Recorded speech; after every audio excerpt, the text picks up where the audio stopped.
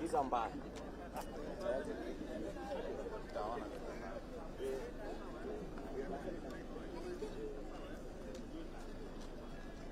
Ukienda kwa zile zoko juu zinakapoa sana. Exhibitions ni hapa. Lakini uko juu inakapoa kushinda kuna giza moja. But ile mechi kwa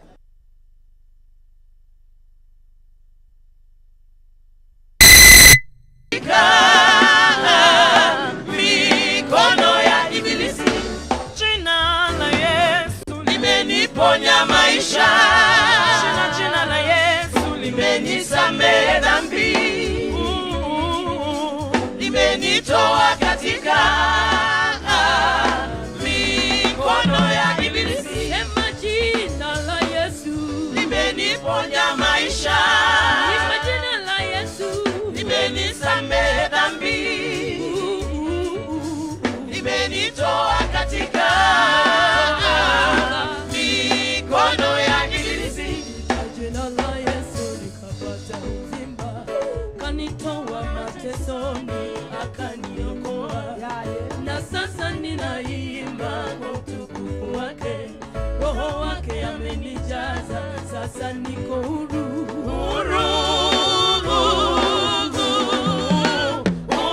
Sema jina la Yesu limeniponya maisha, jina la Yesu limenisamehe dhambi, limenitoa katika mikono ya ibilisi. Kuwa katika shida sikuwa na rafiki, magonjwa na shida yakanisumbua, masomo ya watoto nikashindwa kulipa, hata pesa za nyumba nikashindwa kulipa, marafiki kanikimbia sababu ya shida. Nilipoita jina la Yesu nikapata msaada, deni zote akalipa, sasa nafurahi. Sema jina la Yesu limeniponya maisha, jina la Yesu wewe limenisamehe dhambi, limenitoa katika mikono ya ibilisi. Sema jina la Yesu limeniponya maisha, naita jina la Yesu limenisamehe dhambi, limenitoa katika mikono ya ibilisi. Weka mikono juu kwa Yesu, kwa Yesu, kwa Yesu. Yesu, Yesu, Yesu, Yesu, Yesu, Yesu, Yesu, Yesu, Yesu, Yesu, Yesu, Yesu, Yesu, Yesu. Anainua Yesu, Yesu, anainua Yesu, Yesu, anabariki Yesu, Yesu, anabariki Yesu.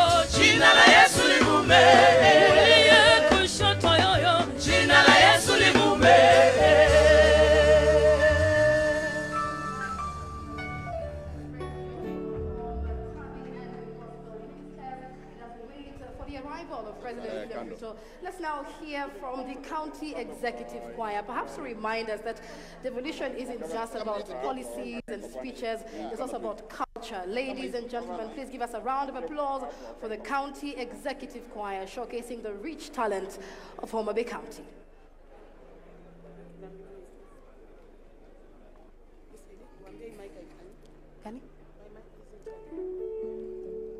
Ni warano kwenye wadilamu ni warano Saya Agoni tumaka wono ni warano no baba Saya Hatingo nyingi malo ni warano Saya Kawono mabeika tabialo nyingi Saya Samiria lojo moko Yesu we mona diali Saya Kichoko Yesu we mona chogi Saya Ana lungi na kwenye wadilamo ni waro chunya nono Saya Ine magoni tuma kama ni wara nono Saya Ine magoni tuma kama ni waro chunya nono Saya Dine yelo jomo Yesu dikora onge Saya Uliniokoa bila malipo wewe ni Bwana Saya Nikosa leo asubuhi ninakuimbia Saya Sina mwingine tena wewe ni Moranga Hata nikiamka Yesu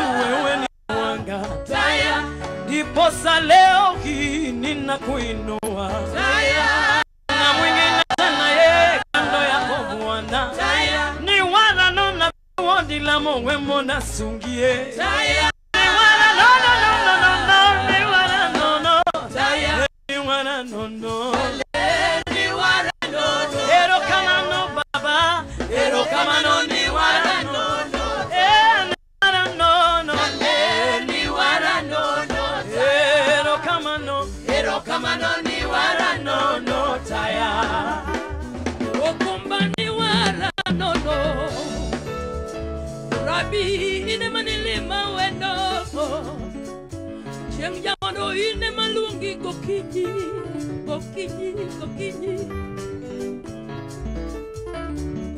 Yesu yo ine maguni tumaka wono yo Kamalo yonge ai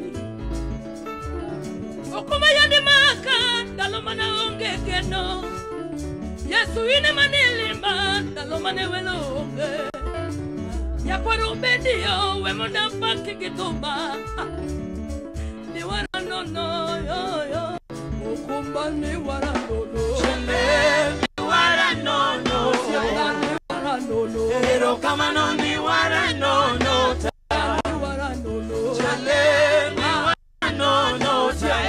wara no Ero kama no ni wara no Wagoni tuma kapo dangima wagoni tuma Shika gita yako twende na mga itwe Chaya Wagoni tuma Yesu jabero wagoni tuma Chaya Chaya Wagoni tuma Yesu natego okay akini Chaya Chaya Wagoni tuma ni makondo weta wagoni tuma Chaya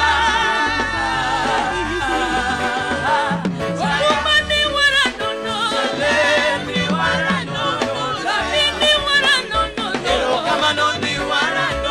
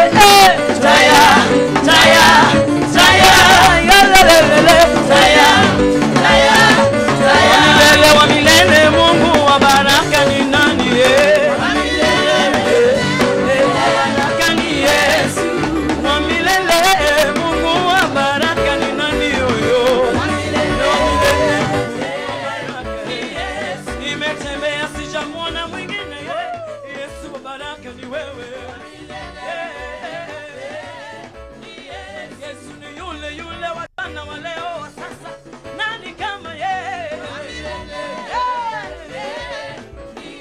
Nimechoka sijamwona mwingine, Yesu wa baraka ni wewe.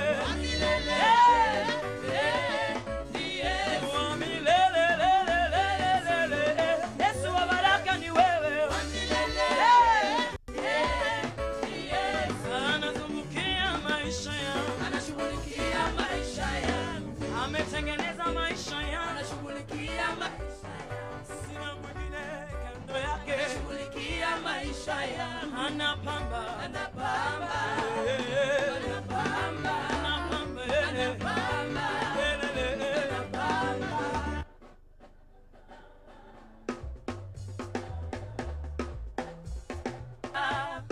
Anapamba, ainua, ainua, ainua, ainua, ainua, wa baraka, wa baraka, wa baraka, wa baraka,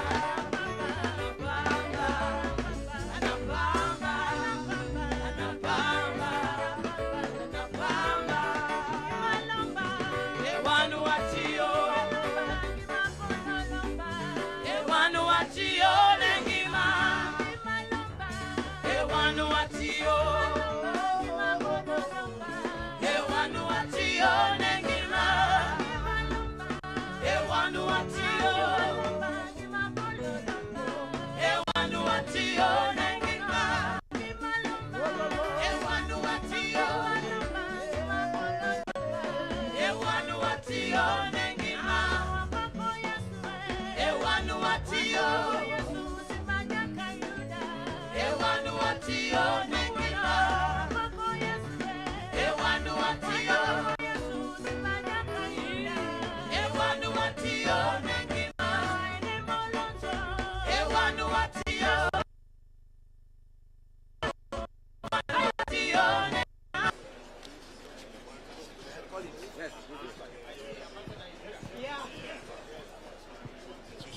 We're here with the German Development Corporation, both the financial side and the technical cooperation. So this is the German booth. As you might know, we operate in almost all the counties, and we're supporting the Devolution conference. So glad to have you here.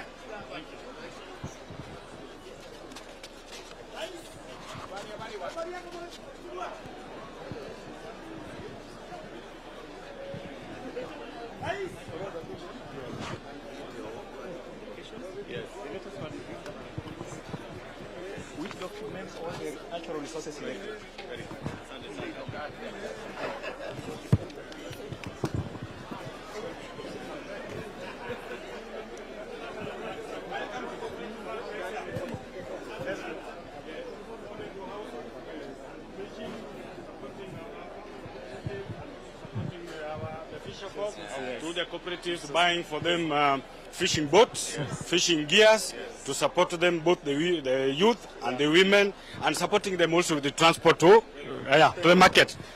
Thank you, sir.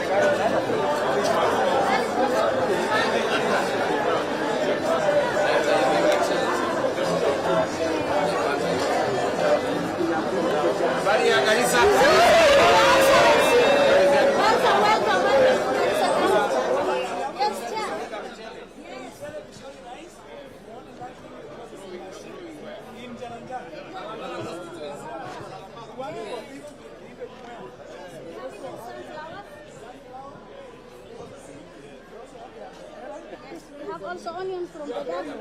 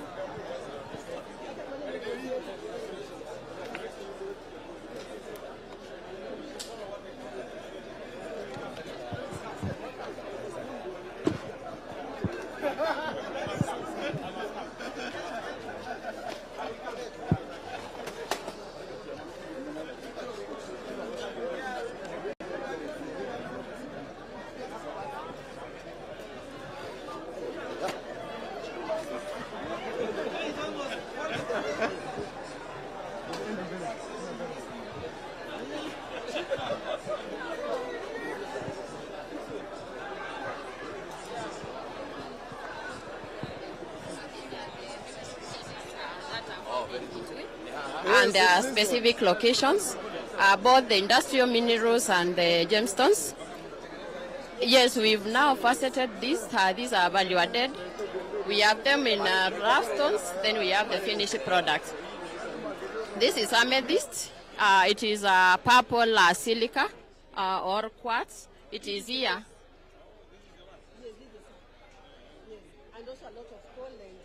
Yeah, this is the famous coal. Okay.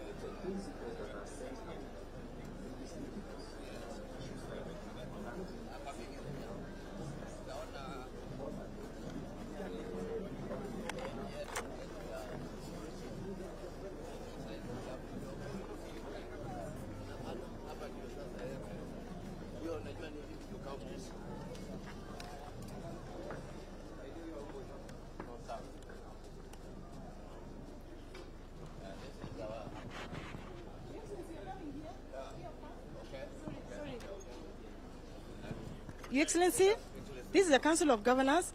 We have a Marifa Center, the Knowledge Hub, that has documented best practices and stories about devolution. And besides that, we have an open data portal, a GIS gadget, that has data for all the 14 devolved functions, real time, for all the 47 counties. Your Excellency, we want to project the affordable housing, where all the projects are, the status, and the completion date.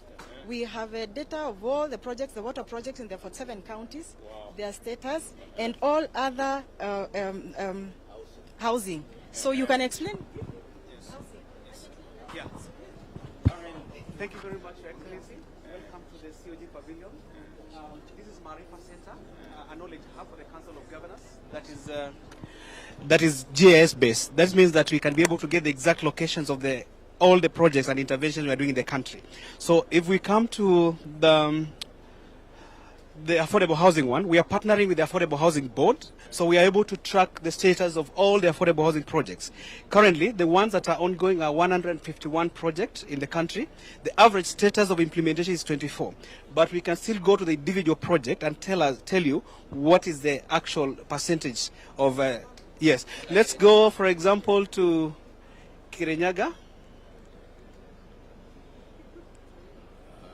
Kirinyaga, we have a project of 210 units.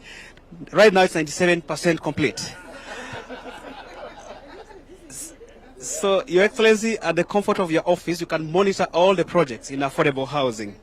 The other one that we have is the National Equipment Service Program.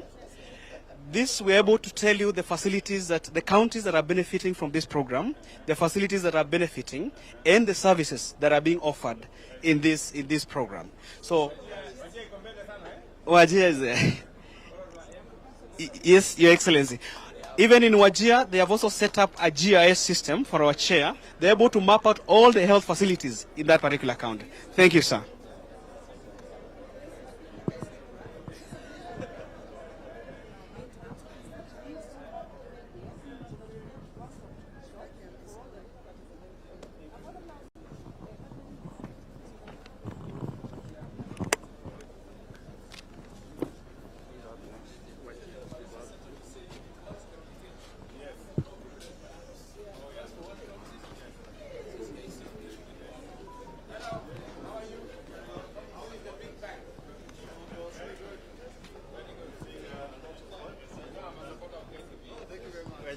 We are blessed with that, Your Excellency. Thank you. So, thank you. So, we're doing a lot of work right now. There's some key projects we're looking at, like the work we're doing with KEBSA, to ensure that those guarantees go out and the supplier is able to get to the fill order. There's a lot of work we're doing with SHA, Your Excellency, with respect to the IPF to ensure that people can get the funding. Actually, we are working closely with Safaricom. By the end of this week. By the end of this week, they'll have told us about it. Thank you. Yes. Yeah.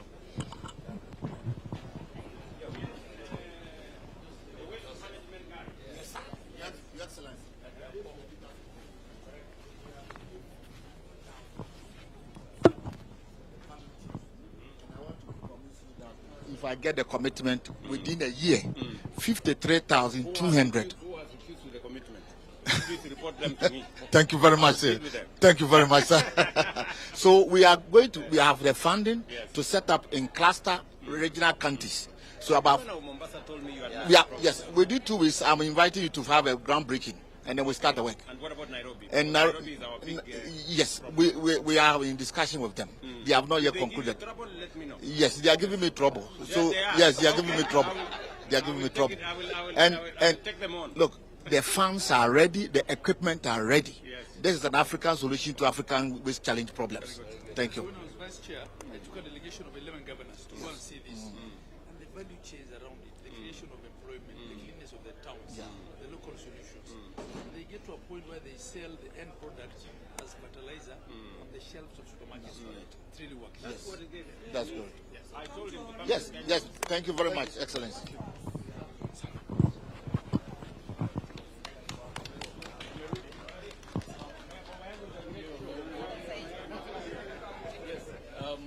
Karibu. Asante. We are standing firmly behind ensuring we are funding the affordable housing program. Yes. Here are two beneficiaries. You met them on Madaraka Day in Homa Bay. Amuka na Pamela. They have moved into the Soko Mjinga. Yeah. How are you? Wewe ndio mwenyekiti wa Soko Mjinga. Kuna nyumba hapa? Nimepata. Umepata? Na anakaa ndani. Na wewe ni mama wa soko? Ndio. Mboga. Ndio. Unajua kuna watu wanasema ati nilisahau mama mboga. Hapana. Hiyo ni propaganda. Sasa hii nimemaliza maiza. Ndio. Sababu nimeenda kwa hiyo nyumba, nimekaa vizuri. Kama ofisa. Nimetandika. Unakaa kama ofisa. Nakaa kama ofisa. Hata soko Mjinga nimeanza kujengia. Sasa itakuwa soko mrefu. Itawacha kwa Mjinga. Haitakuwa Mjinga tena.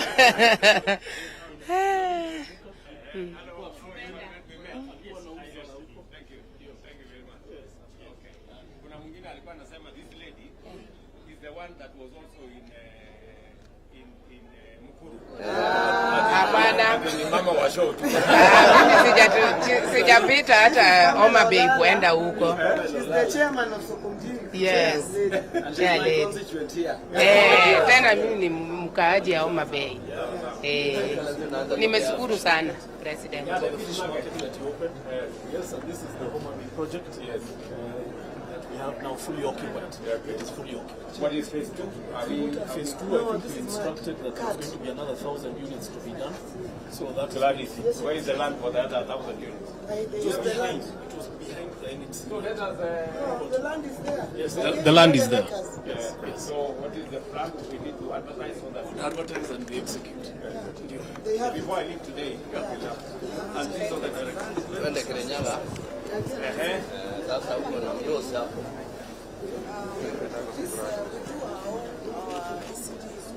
Very good.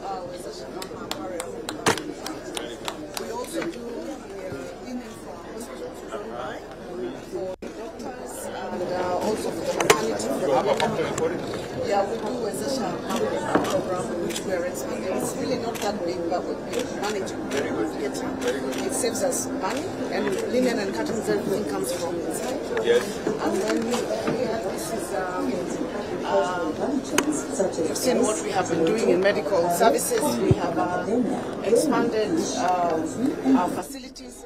The new hospitals that are coming up, level 4 and 5, they are 80%. Very good. In Kimbimbi and Kenyaga, you promised equipment, remember? Yes. And we've done about 20 of health centers. Yes, but even the other ones, the ones of 70, yeah. This is one of our dairies, Karima Dairies. We support our cooperatives. It's a very small one. We've supported them. The breeds that we have changed, the cow breeds, we've increased the milk production, gave them milk howlers and everything. They are now selling. Very good. Rice, you know our rice. And our coffee as well, being amongst the best. Yes. How are the prices of coffee? Anticipating to go even higher. Yeah. So we have our seed propagation center. This is our macadamia. We also produce macadamia. Yes. But we have a propagation center that we've built that we're now changing the variety of tomatoes because in the industrial park we intend to put a tomato factory. But we've been producing table tomato. So now they propagate different seeds, and one of them is for the new tomato seeds and all that. So you talked about the old ones. Yes, yes. Yes. Yeah. This is really a big Correct. Yeah. We also oils. Yes. Avocado oil. It's very healthy. Yes. You can fry in high temperature. You can use it also for salads. And in Germany, you pay for small ones. Oh my goodness. I think production costs. And we have a factory ready. Yes. We want a second one available for that. This will produce also. Programs and empowering the young people. And they are all connected with the value chain. The value chain. Yes.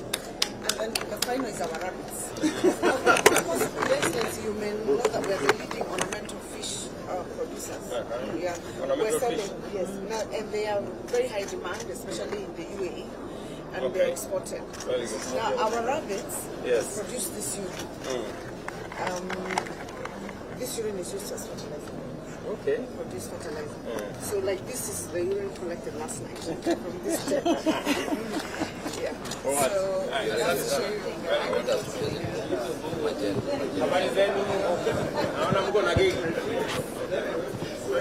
Light for the world. Yes. This is a project for persons with disability. We normally support them to run their businesses. They're here. So they make cake? Yes. They do it. She's there, but she cooked it. Very good. Hello. How are you? Karibu sana. Thank you very much. Yeah? Asante sana. Thank you. All right. Okay. Thank you. Wajenzi hawa hapa nataka majenzi hapa. I was with these guys yesterday. Hi. How are you, Madam CEO? Fine, sir. Karibu NYC. Yes. This is the youth pavilion of the council. Yes. Hi, guys. Hi. How are you? Very good. It's been created in partnership with our friends from Safaricom, from ZMCC, and from Ajira. Your Excellency, we are trying to make youth feel at home at Devolution Conference. We have games that you can play. We have the passport that we're displaying here. And we are also saying that we are the generation that can end malaria. In the back there, we're going to be skilling with Ajira. Young people can come here and take a course in the course of the conference. Your Excellency, you'll remember yesterday, you launched Kunaform. In the last 24 hours, we have 4,100 people, young people who have signed up, all below the age of 35. We just for opportunities. Yes, so for jobs, for funding, for skilling, and we will continue to grow the platform and make it useful to all young people.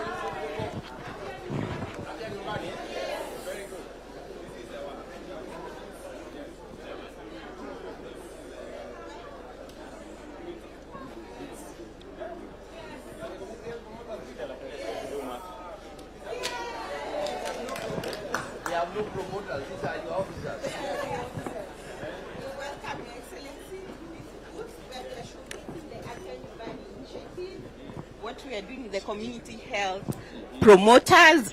We are supporting all the 47 counties to accelerate universal health coverage through digitally empowered, compensated, and kitted community health promoters. So you can see the numbers there, where we have 108,000 CHPs enrolled, and they have been able to register 8.78 million households. And they are currently visiting more than 7.6 million households. And we have done a lot of screening for diabetes, for hypertension, and referred many, many people who didn't have known that they have these conditions right in their home. So we are actually bringing health to people's homes. You people are the best. Thank you so much. Thank you so much, Your Excellency. I am all in.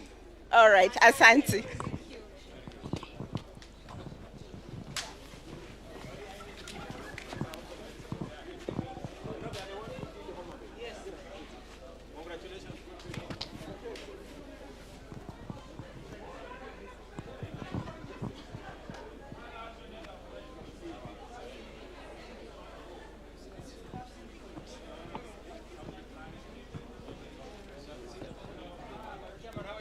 Anthony, habari?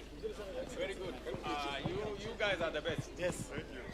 DHA is my place. Thank you. Okay. Yes, Mr. Anthony. Thank you, Excellency. Welcome to our booth. We just want to show you our mandate is really very short. We just want to digitize each and every part of healthcare. Digitize everywhere. Every part of healthcare, Your Excellency. Right. We had a plan, and we want to show you how far we are. Just in short, we start with SHA. This is my team, and Dr. Amisha will take you through SHA, and then we'll go to Digital Health Agency of the facility and the rest, and my colleague there will take you through. Joyce, please. Thank you, sir.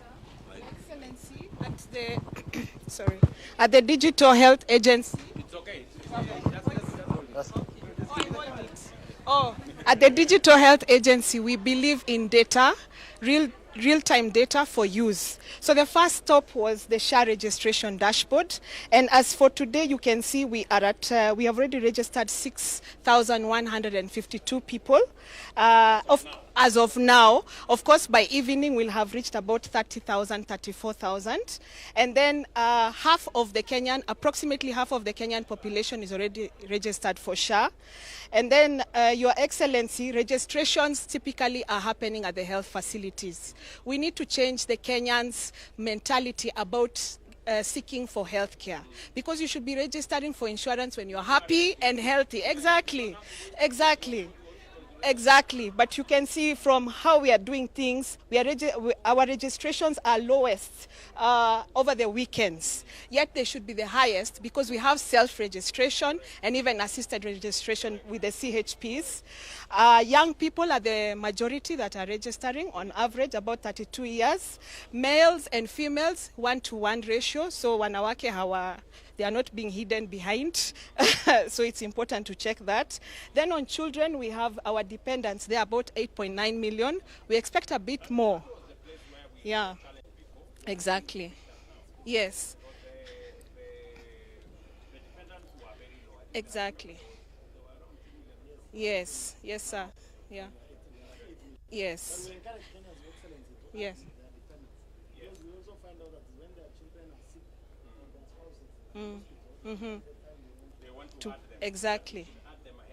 Exactly. And then under means testing, which is done by the people who are basically not employed, the one for normal check-off. So we have about 6.2 million who have done their means test. Yes.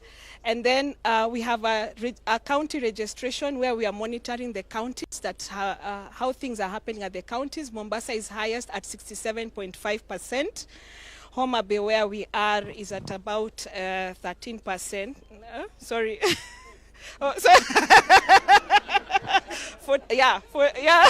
Actually 47.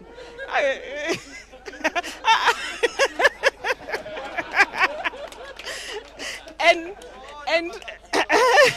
number 13. Yes. And then we have a dedicated county dashboard for the governors to have a look and see some more information about their counties. Exactly. Yes. Your Excellency.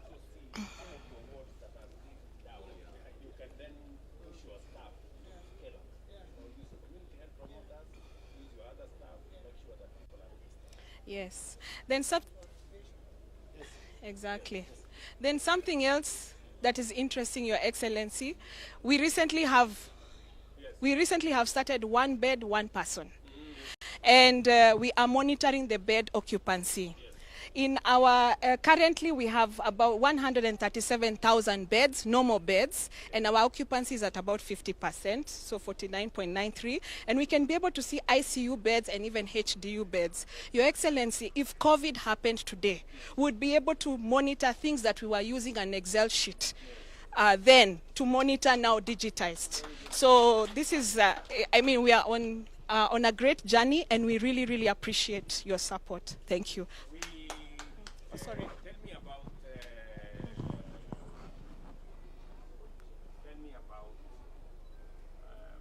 the identification. We're still using IDs. Yes. In our facilities in 2, 3. Yes. Some 4.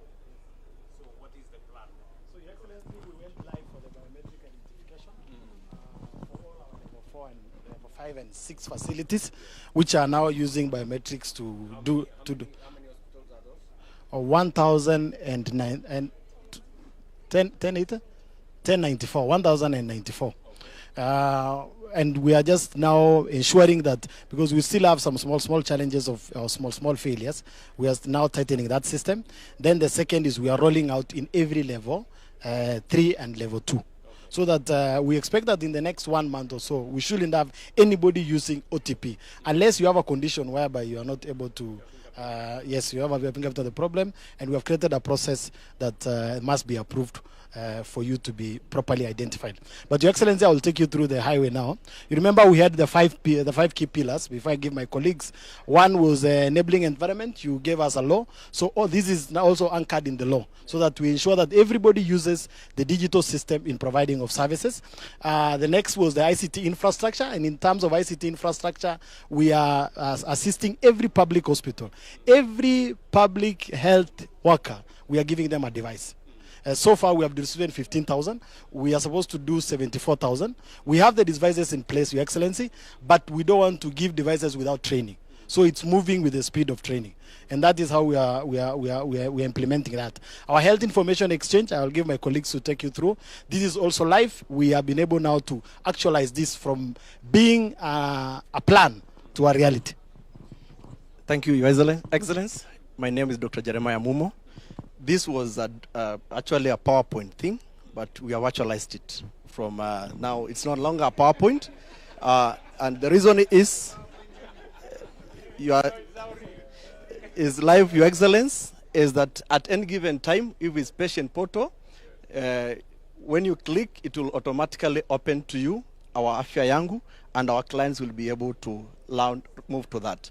Again, we have also actualized our point of care system as the Taifa care systems, which are used in all our facilities, and we expect with this to be able to all the clients to see, even at governance levels, at any level, to see how many clients will be coming, because you have an interactive dashboard to see what is happening in registration. You can see the queues who have been waiting and triage, who are waiting at consultation at the comfort of the office. You can also see the number of patients who have been admitted, and again, you can as well see the procedures which have been undertaken in the hospitals. This goes up to the reports, and again to specific diagnostic areas, Your Excellency. Again, we have also managed to able to share information. What we have been talking about, if you are in Mombasa and you come to Kisumu, you can get your records. Initially was a story. We have actualized, Your Excellency, through what we call the shared health records. So with this, you'll be able to navigate yes, Your Excellency. Yes, Your Excellency.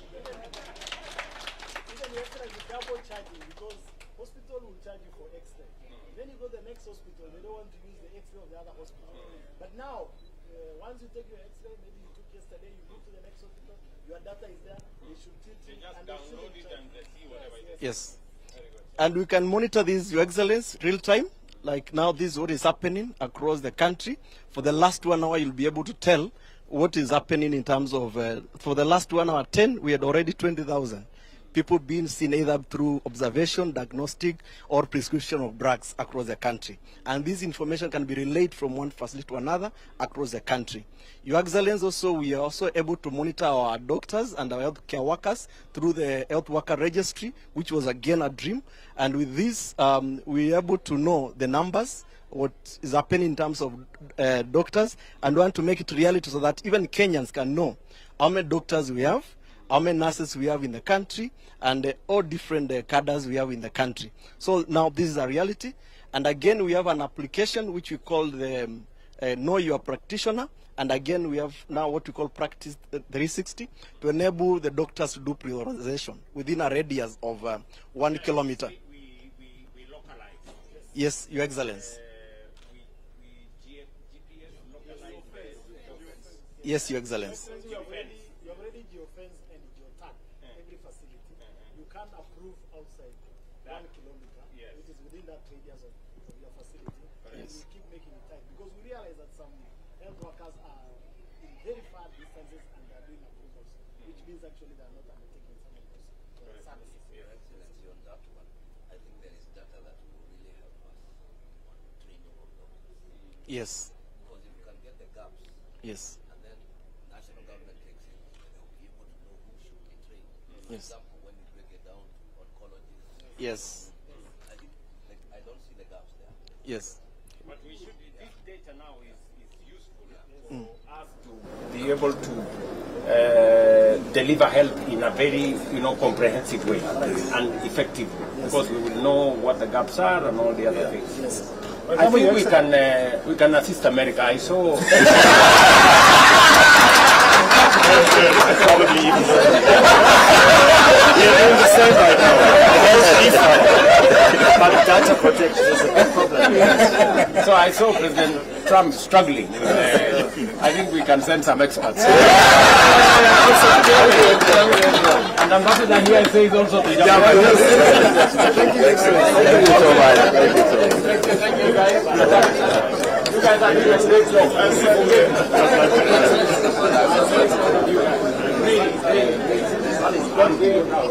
I had a few fellows every night. Thank you. Thank you. Okay, my friend. This is on digital. I love that.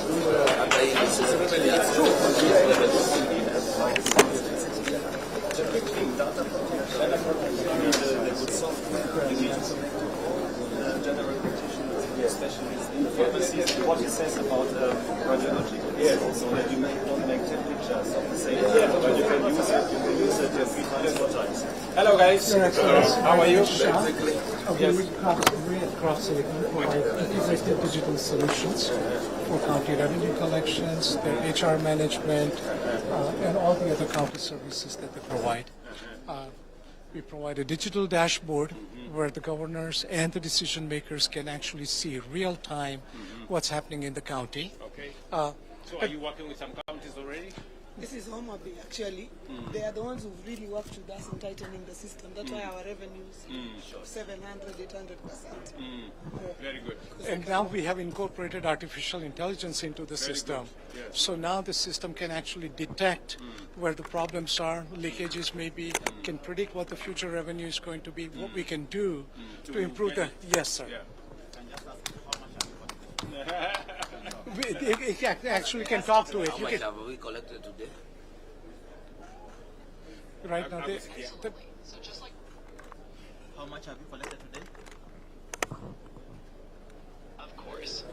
So for today, we've collected about KES 125,300. You can even speak Swahili. Thank you.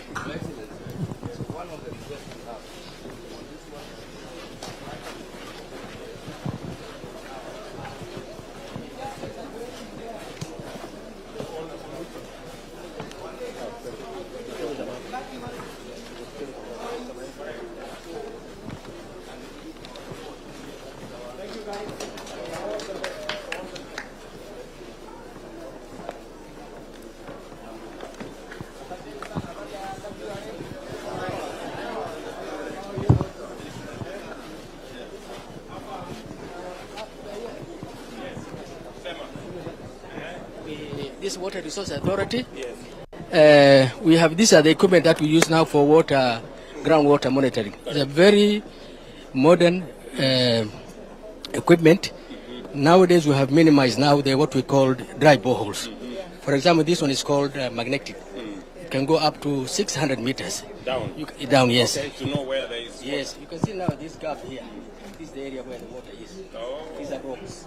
Okay. The blue is here. So In you fact, know where to drill? Yes. Okay. Yeah, we have minimized. So we stop the guesswork. Yes, we have also seismic method where we can send a signal to the ground. This one, yes. It can go up to 2,000, 3,000 kilometers. You sort out that small problem with the tariff? We are yes. The regulation is ready. We are okay. We are implementing. Yeah. Yes. Yeah. Thank you, sir. Sir. Thank you. Thank you.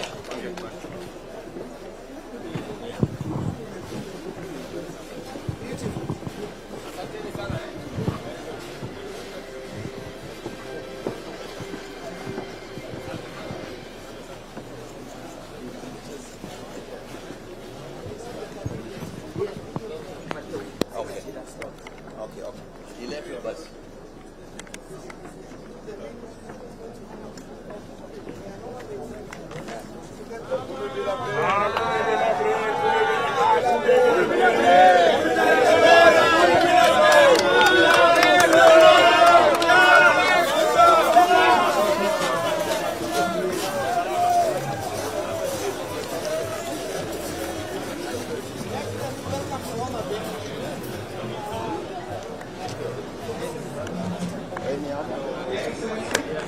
welcome to Homa Bay. Your Excellency, we have seen a lot of exhibitions the other side with the community health workers telling you, SHA telling you. I think here is the story of what has this done. Today we're celebrating 96 days of serious maternal death.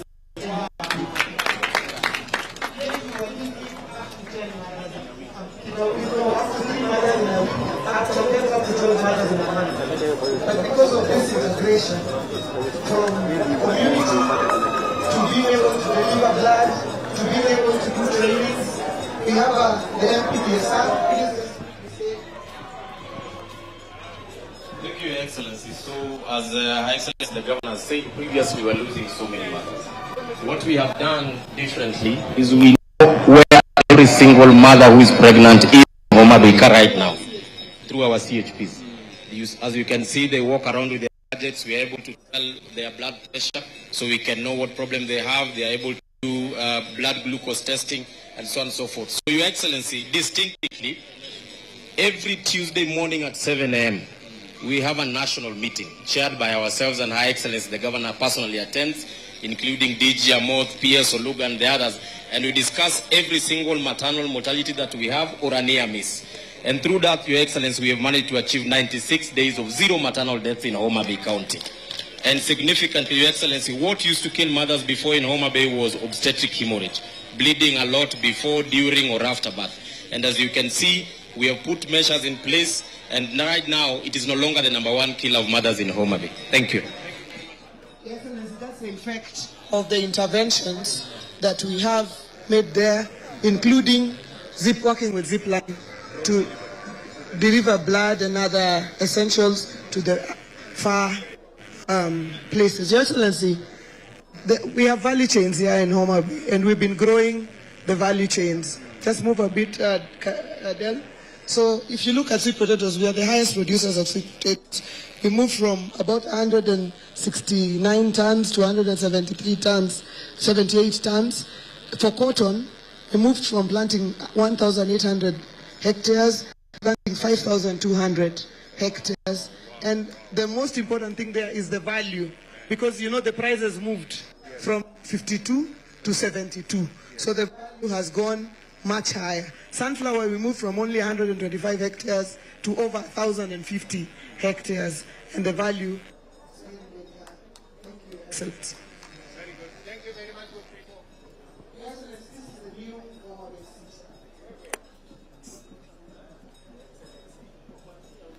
Welcome to the proposed Homa Bay City. This 3D model is transformed from the plan of the city. We want to transform Homa Bay municipality. And so we have key flagship projects, one of which is to relocate the sewer system, which is currently at the lakefront. We want to relocate it to another location that we have provided in our proposed plan. Also, Your Excellency, this side we have informal settlements called Shauriako and Sofia. Through BETA, we want to transform it through social housing to accommodate the informal dwellers. Thank you, Your Excellency. Thank you very much. That's a vision. That's Kabunde, and that's the new headquarters that we had this morning, Excellency. FAO are our great partners, Your Excellency. Welcome, Excellency. This is FAO stand. Thanks when you met our DG last week in Ethiopia. So here we are working to support the government in 4 major areas. On the area of land, digital land governance, 3 areas, 20 million euros supported by the EU government. We are supporting the alternative justice system. Excellency, in Narok, in Kajiado, there is a lady whose 100 acres of land was not able to get out of court.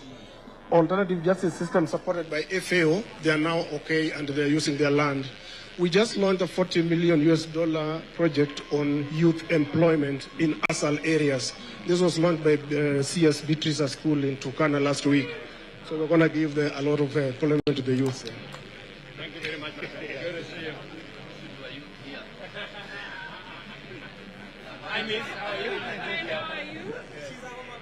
Yes. So, you know, you brought me up in the farm. Every Easter, every Christmas, we used to go to Ushago.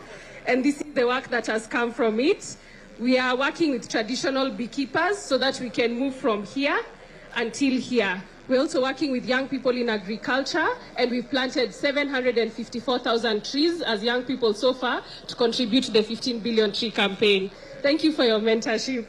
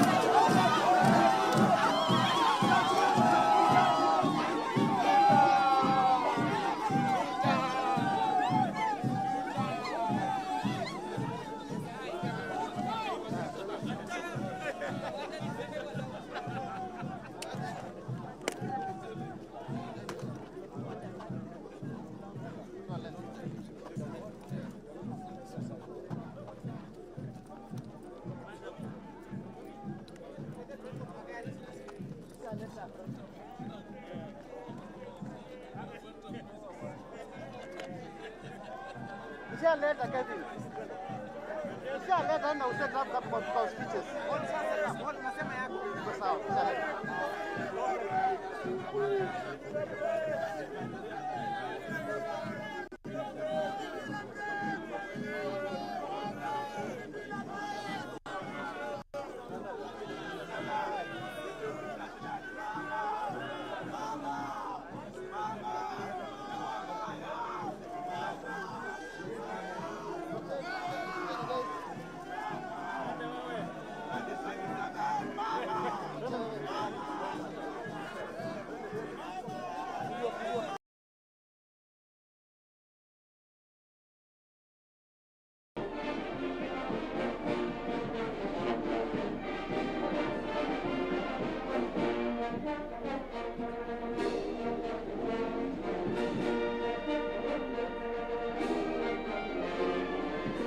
Karibu sana Mheshimiwa Rais wa Jamhuri ya Kenya. Tumkaribishe kwa makofi. Welcome Your Excellency. Karibu sana Mheshimiwa Rais to Devolution Conference 2025 held in the great Homa Bay County. Karibu sana Mheshimiwa Rais.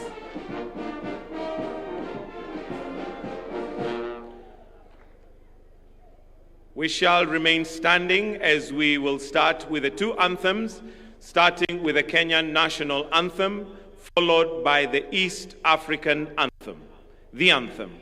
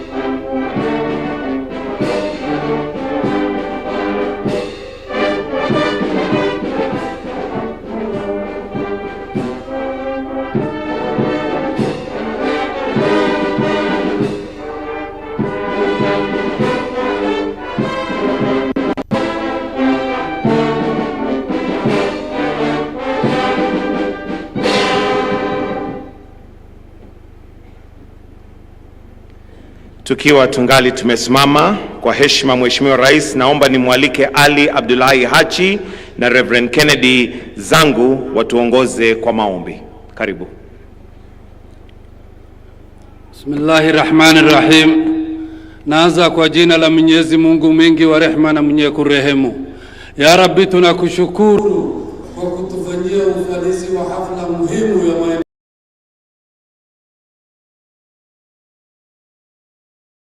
wa watu, muabudiwa wa watu. Tunakuomba kwa utukufu lako lote, ya Allah, kwa sifa zako njema, ubariki taifa letu. Ya Rabbi, utulinde wakati wote, utupe amani. Ya Rabbi, utupe salama, utupe mashikamano, umoja.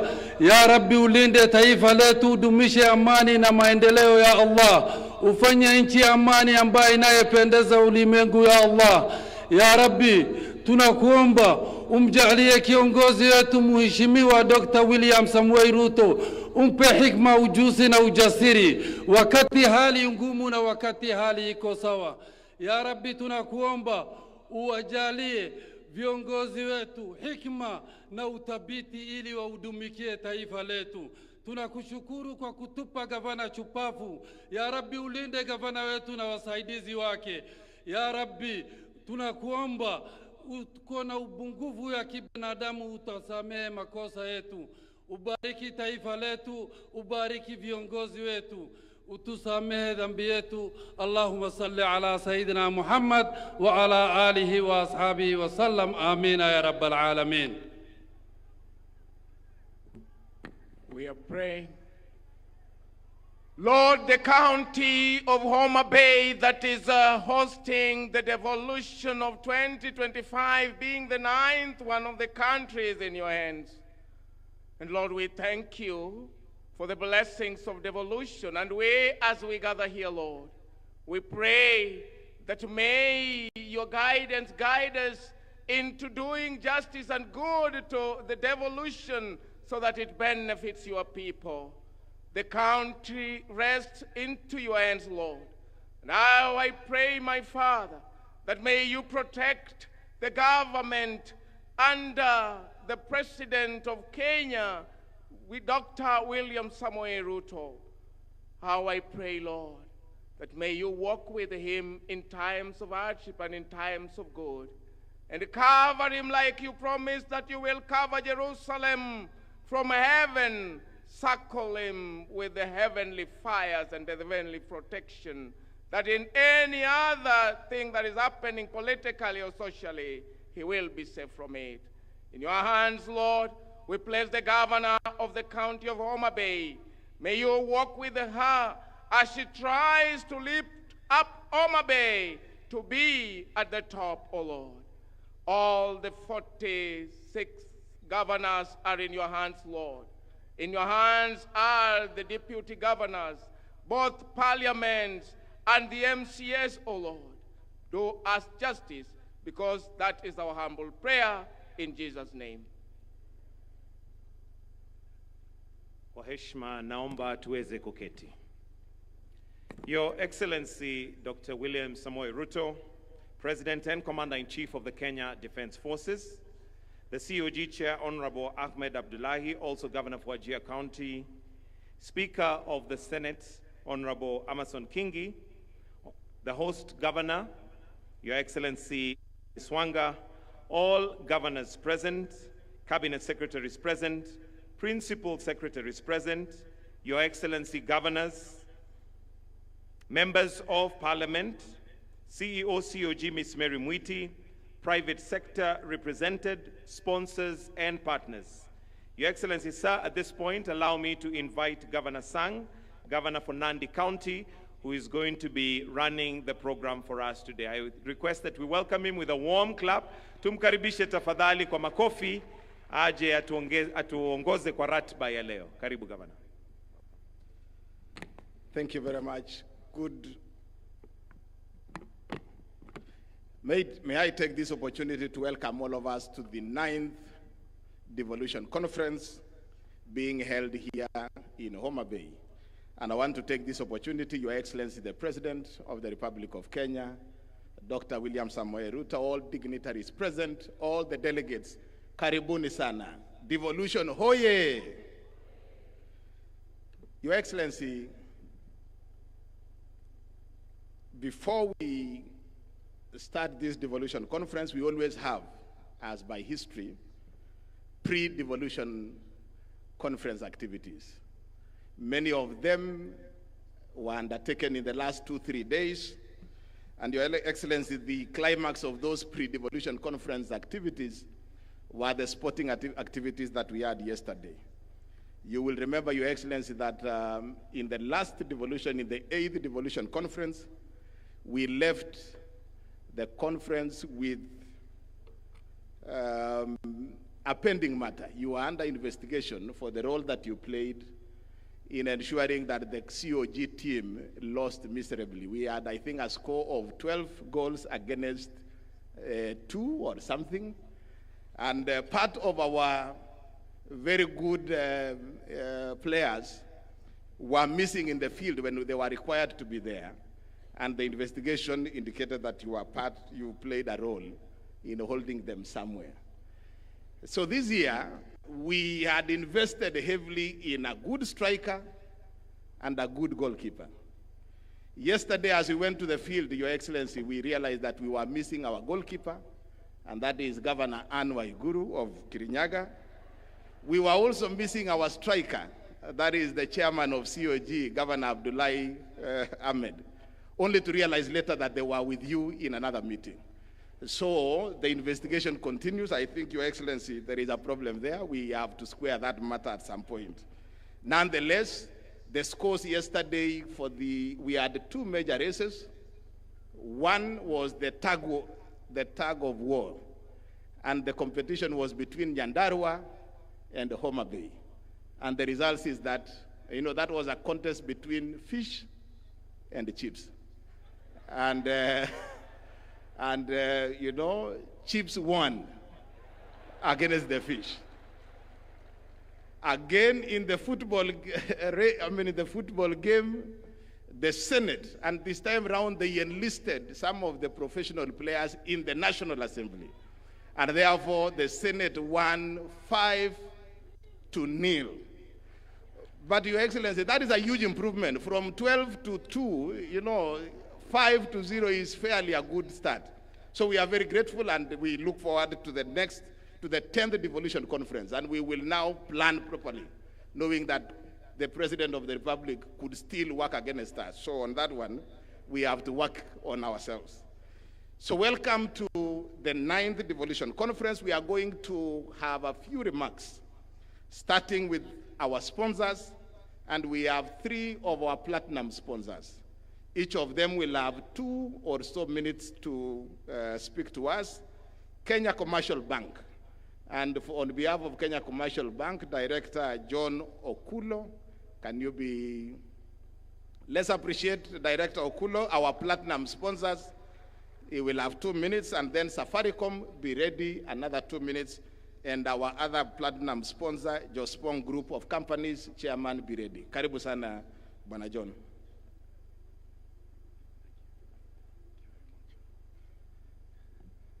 Your Excellency, Dr. William Samoei Ruto, President of the Republic of Kenya and Commander-in-Chief of the Defense Forces, please allow me to ride on the protocols already observed.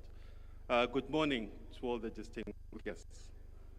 I'm honored to join you today as we gather for the 2025 Devolution Conference here in this beautiful and vibrant Homa Bay County. But before I say a few words, I'd just like to pass very warm greetings from our group CEO, Mr. Paul Russo, who was unable to join us today due to an unavoidable official duty that had to take place in Nairobi this afternoon. He, however, extends his best wishes for a fruitful event. Your Excellency, for the last 12 years, Devolution has proven that it's not just a constitutional chapter, but a vision brought to life through people-centered interventions that have brought governance closer to the people and given counties the power to shape their own economies and destinies. This year's conference theme, For People, for Prosperity, Devolution as a Catalyst for Equity, Inclusion, and Social Justice, serves as a reflection of the progress we have made as a country and as a call to action for what still lies ahead. It speaks closely to KCB Group's purpose, for people, for better. Mr. President, at KCB, we recognized early that for devolution to succeed, counties needed a strong financial partner, one that could deliver capital and resources across the board, irrespective of an individual's social or economic standing. It is for this reason that we worked together with all the counties' leaderships to build strong, practical partnerships with all 47 counties by providing financial services, not just to support the county operations, but also the people who live and work in those counties.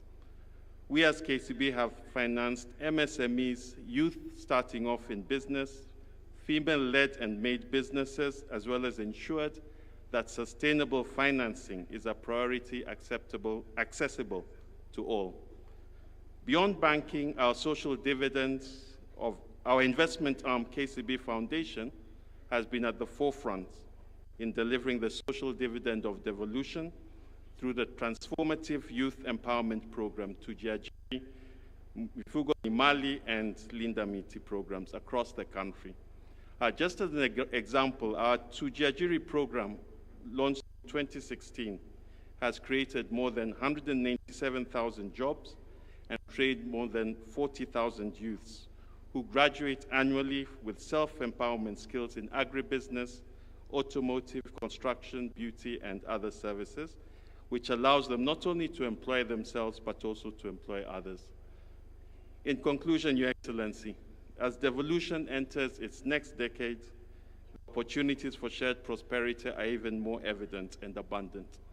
At KCB, we commit that we will always stand as the reliable financial partner for this country as we realize the dream of a more equitable and inclusive Kenya.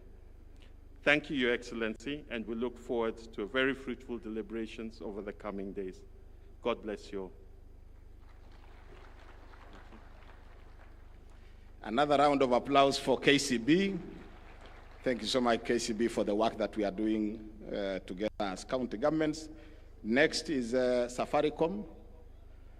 And the Safaricom technical team, you support Safaricom with a small video. Where is the Safaricom team leader?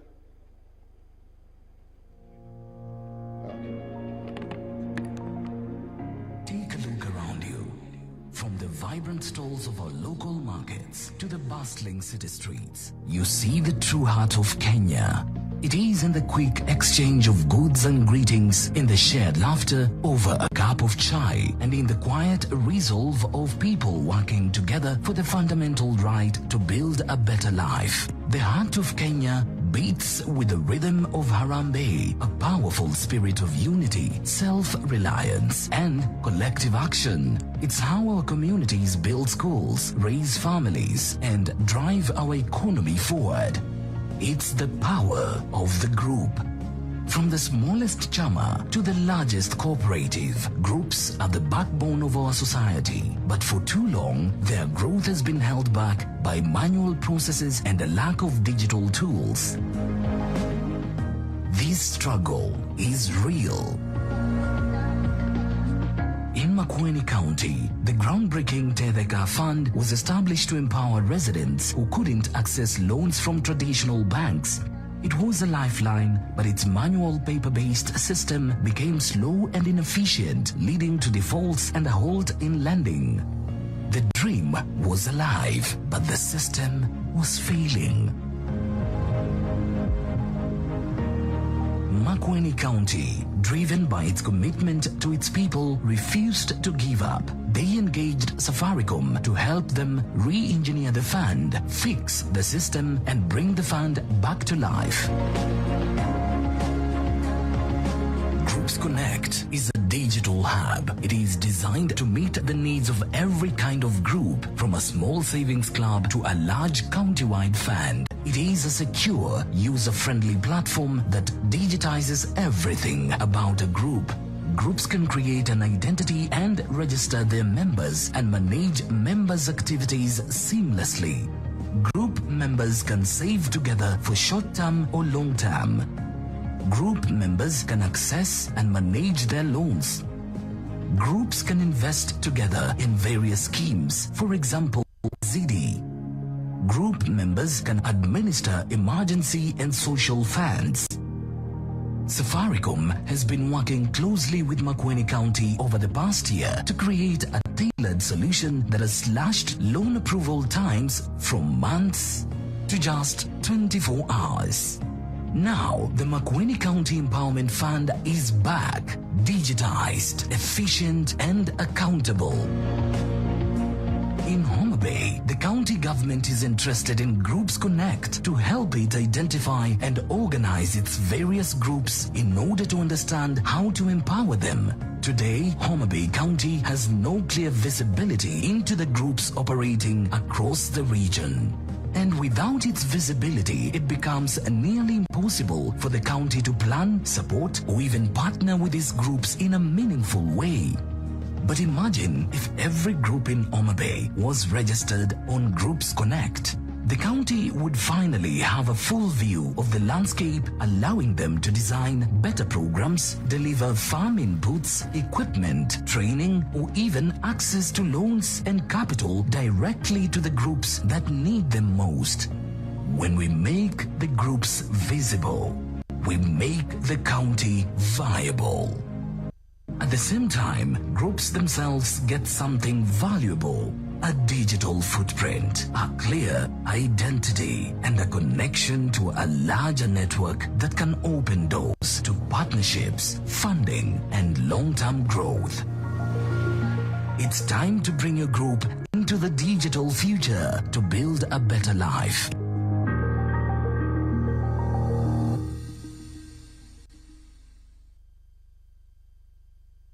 Let's appreciate Safaricom, our platinum sponsor. And finally, Jospong Group of Companies, Chairman Dr. Joseph Agiepong. Karibu sana.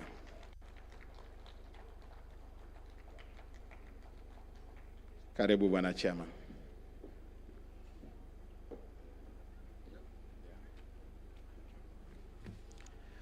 Your Excellency, the President of the Republic of Kenya, Dr. William Samuel Ruto, and Commander-in-Chief of the Defense Forces, permit me to stand on the existing protocols. I bring you warm greetings from His Excellency John Dramani Mahama, President of the Republic of Ghana, and from the entire Jospong Group of Companies. In the spirit of friendship, we say Hambo Jambo. It is a joy to be in Homa Bay, a land of beauty, rich culture, and unmatched energy of its people. The Jospong journey began in April 2024 when His Excellency Dr. William Ruto has visited Ghana on a state visit and accompanied by a former President Nana Addo Dankwa Akufo-Addo visited the Jospong booth when it was an exhibition. And when we explained the integrated waste management system, how it operates, His Excellency President Ruto got interested, invited us to Kenya, and then he asked the Prime Cabinet Secretary to visit our plant. It then evolved to bring about 15 county governors to Ghana to come and visit our plant. I stand here not only as a business leader, but as an African providing African solutions to African waste challenging problems. With over 25 years of experience in waste management, the vision confront of Africa's most urgent challenges. The mounting waste crisis, driven by rapid urbanization, rising incomes, and changing lifestyles. In Ghana, we have built resilient African-tailored waste treatment systems, tackling waste, creating dignified jobs, and delivering climate solutions, one plant at a time.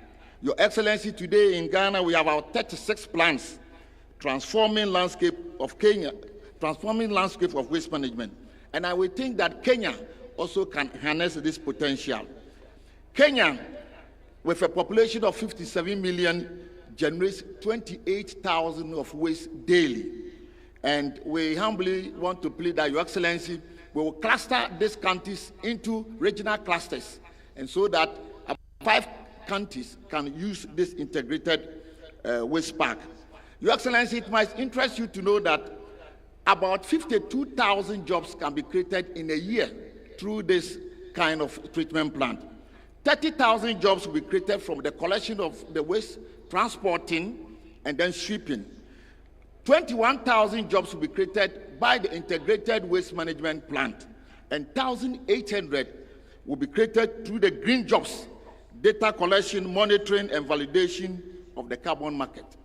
This year's theme for the People for Prosperity, that's the Devolution 2025, is inclusion and social justice. It's more than a slogan.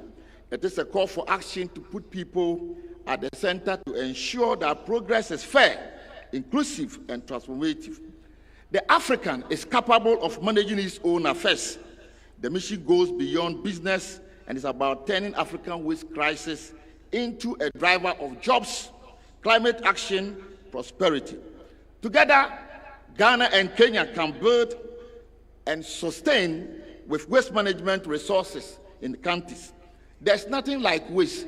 It's a misplaced resource. Just place it up, and then you'll be able to recycle it. Today, I am confident that the next DEFCON 2027 will be able to talk about evidence of plant installed in all the countries. Your Excellency, kindly humbly permit me to watch a 1-minute video of the glimpse of how the equipment operates. Asante sana. Thank you.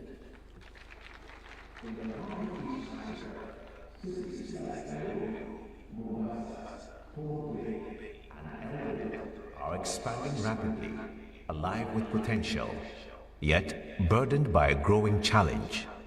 How do we manage waste sustainably as urbanization accelerates?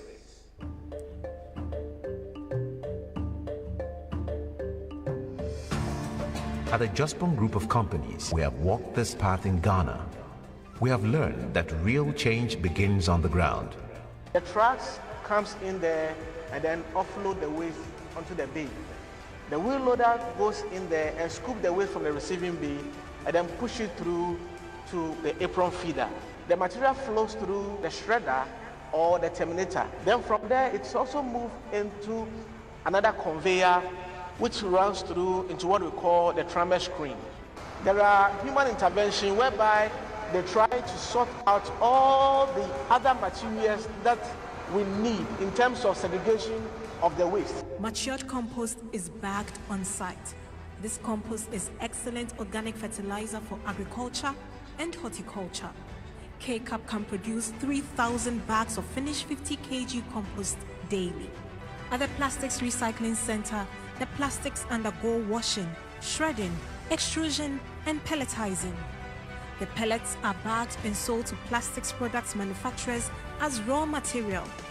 Metals and paper are also further sorted by type and billed for customers in the metals and paper industries, respectively. This isn't just a plant. Behind these walls, we mine the black gold. We came here as team governors. Purposely is because we want to, manage our solid waste. He was saying there is no more waste in terms of solid waste management. We are turning it to value. The end result is not going to be something that is just county related. It is for every citizen, from your sewer problem that we have had to the waste problem that we have had, and most importantly, look at every single crisis that you have and how can you convert it into an opportunity. You convert an opportunity by creating jobs, by using the byproducts that are going to be coming up. Today, with humility and hope, we bring those lessons, those systems, and that commitment to Kenya. Your Excellency, with our recycling and compost plant technology, tailored for the African environment, we are setting up composting and recycling plants that recover up to 80% of municipal solid waste. In addition, we are addressing one of the toughest sanitation challenges by establishing fecal sludge and liquid waste treatment facilities. These plants will become critical infrastructure in urban and peri-urban communities, protecting public health and the environment. These are not just projects for us, they are partnerships and a shared dream of turning waste into opportunity.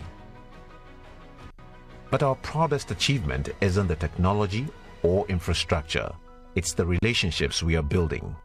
We've walked side by side with our Kenyan partners, sharing knowledge, building capacity, and investing in people. We extend our heartfelt gratitude to the President of Kenya, His Excellency President William Ruto, the Council of Governors, and the good people of Kenya for their unwavering support. We deeply value this collaboration that promotes development and strengthens the ties between our two great nations. Together with the people of Kenya, we are proving that African-led solutions can redefine the future of sustainability on our continent.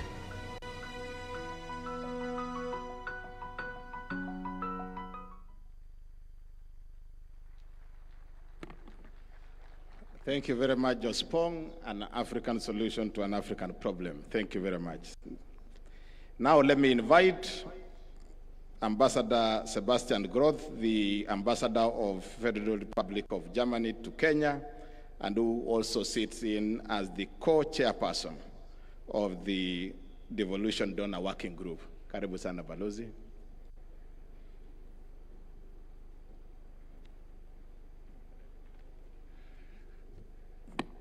Asante sana Bwana MC, Your Excellency President of the Republic of Kenya, Dr. William Samoei Ruto, Chairman of the Council of Governors Ahmed Abdullahi,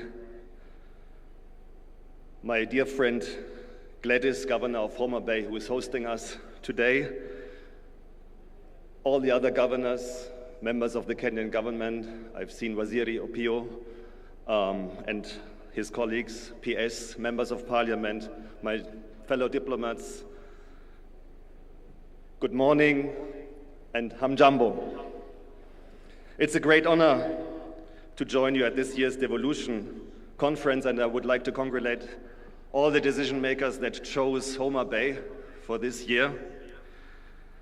I come often to this region, to Kisumu, to Migori, Siaya, and Homa Bay. And the more often I come, the more I love the region, the people, and also the food. Ahero rech, gi kuon, gi osuga. And I sincerely thank you for the invitation to this important gathering and for the opportunity to engage with you.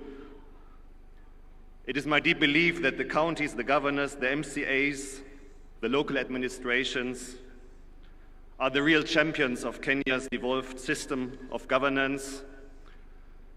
And devolution truly has transformed Kenya in the last decade, bringing decision-making closer to communities and expanding opportunities for citizen engagement. From health to infrastructure to agriculture and climate resilience, the impact of devolution is tangible across the country. As development partners, we commend county governors and county assemblies for your leadership in advancing this transformative agenda. We also salute the Council of Governors and the State Department for Devolution, the Office of the Deputy President, for its vital role in fostering coordination among counties and the national government. The Devolution Conference is the central platform for recommitment to deepen and further develop devolution. And I think the theme of this year's gathering, For the People, for Prosperity, Devolution is a catalyst for equity, inclusion, and social justice, powerfully captures what is at stake. After more than a decade of institution building, time has come to focus on devolution's ultimate purpose, improving the lives of the citizens of the Wananchi of this beautiful country of Kenya. And we have seen in the last month and 1.5 years the importance of listening to the voices of these Wananchis, especially the young people who are invested in the future of their country, and creating meaningful spaces for engagement and responsiveness, including and especially on the county level, remains essential to building trust and strengthening democratic governance. Germany, through our technical cooperation agency, GIZ and KfW, is pleased to co-chair the Devolution Donor Working Group together with UNDP. And as development partners in the devolution space, we, the Devolution Donor Working Group, we would like to highlight a number of critical areas to the further success of the devolution. Firstly, as partners, we are convinced that the timely transfer of funds from the national to county governments is essential. Reliable resource flows are essential for counties to effectively deliver on their mandates and meet citizens' expectations. And I can tell you from the German experience that we know that this is not a very easy task. We have very rich regions like Bavaria and poorer ones in the northeast of the country. And every year there's a struggle for resources because in our constitution, we have an obligation to equilibrate the conditions of living in the whole country. But of course, you give from the one and take from the one and give it to the others is always a very complex discussion, and also on the level of the federal government to the 16 regions that we have in Germany. But still it is essential for federalism or for devolution and decentralization. Secondly, we encourage increased efforts to generate own resource revenue with counties. Strengthening revenue collection systems is key to meeting development needs and reducing dependency on national allocations. And during the tour of the booth, we have seen very impressive technological advances that make it easier for the counties also to tap into these resources. Thirdly, we emphasize the importance of strengthening public financial management, transparency and accountability. Responsible resource use is fundamental to delivering concrete results. And finally, we underline the need for meaningful public participation, especially by women, youth and persons with disabilities. Their voices must be heard and included to ensure truly inclusive and responsive governance.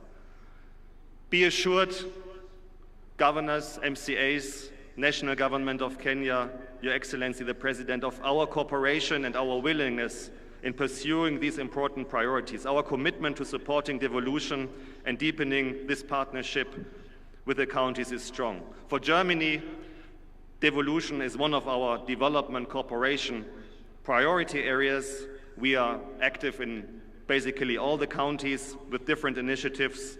One of them is a very important one. It's called FLOCA. It should strengthen the climate resilience on the local level, and I will visit some of these projects tomorrow in Kisumu County. To conclude, let me thank you once again for this important gathering. We enter now 3 days of discussion and reflection. But let us remember, devolution is not an event. Devolution is a continuous process about strengthening institutions that deliver and that respond to citizens' needs, and about upholding a genuine partnership also between government and the people, and between government and counties and the development partners. It is in this process that I wish all attendees a successful and inspiring Devolution Conference 2025. Be assured that the partners remain committed. We will travel this journey together, and I'm very much looking forward to our cooperation. Thank you very much. Asanteni sana. Kamano.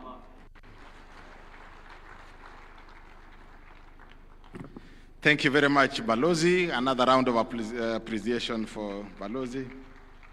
Your Excellency, county assemblies play a very critical role in the devolution family, and I now want to invite the chairperson of the County Assemblies Forum, CAF, Honorable Seth Mwatela, to come and make his remarks, but also recognize the county assemblies members present. Karibu sana, Bwana Speaker.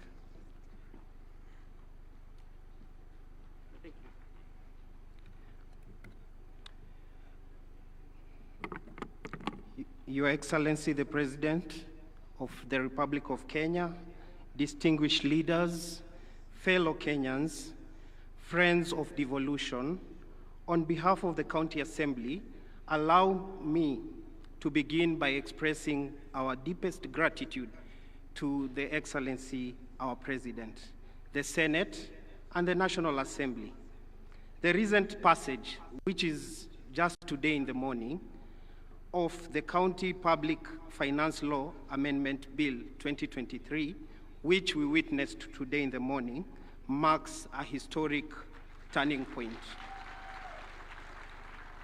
This is a landmark legislation, Your Excellency, liberating the county assemblies from the executive dependency. It empowers us to fulfill our roles without fear or favor. Your Excellency, if I don't say this, the MCAs will discipline me. Your Excellency, this is a promise delivered, and we thank you. Your Excellency, the county assemblies are the heart of the soul of devolution. We are the most direct link between the government and the people. Our roles go beyond mere administration. They are fundamental to the success of devolution and the devolved governance. We are the ones who enact the law tailored to unique needs of our communities. And so far, it is important to note the county assemblies have enacted over 2,000 legislation since 2013. We have been providing oversight to ensure county executive is accountable and that the public funds are used wisely, and lastly, champion the interest of our constituents, ensuring their voice is heard and their concerns are addressed. Your Excellency, as we celebrate the devolution milestone, we must also acknowledge that there is more to be done to truly empower county assemblies and the people we serve. As County Assembly, we humbly request your support in the following critical areas. The first is the Ward Development Fund. The Ward Development Fund is the lowest unit in the development of our governance structure. The Constitution of Kenya is currently being amended to anchor CDF, NGAF, and the Senate. Oversight fund must be the oversight fund, but unfortunately, the Ward Development Fund was left out. We therefore request your support, together with the Senate and the National Assembly, to support so that we can secure the Ward Development Fund in the same amendment bill to ensure similar treatment is also accorded to the MCAs, just as the national legislators. This is not about us. It is not about us. It is about giving the MCAs the tool to address the development needs at the ward level, ensuring that no community is left behind at the corners of this country. Your Honor, Our Excellency, the second is the pension for the MCAs. The work of an MCA is demanding, often taking a significant personal role. After years of service, our members deserve the security of dignity and dignified retirement. We appeal for your support in providing a comprehensive pension for the MCAs. The current legislation that has been forwarded to the National Assembly by the Senate does not address the pension needs of our members. Lastly, is to improve the remuneration of our members. We have engaged severally the SRC on many occasions and even developed a job evaluation for our members as agreed in March 2024. Our grading has never been done to reflect our job. We remain at the same level since inception of devolution, while other state officers, both at the county and the national level, have moved substantially. We therefore ask for your intervention to secure our remuneration commensurate to our constitutional duties. Your Excellency, distinguished guests, ladies and gentlemen, as we deliberate in the Devolution Conference, let us be bold in our resolution by reaffirming our commitment to oversight, accountability, and financial independence, not as mere aspiration, but as fundamental pillars of our democracy. The strength of devolution lies in strong, independence, and well-resourced counties. I want to stop there. I want to thank you, Your Excellency, the National Assembly, the Senate, and may God bless Kenya and the spirit of devolution. Asanteni sana, erokamano.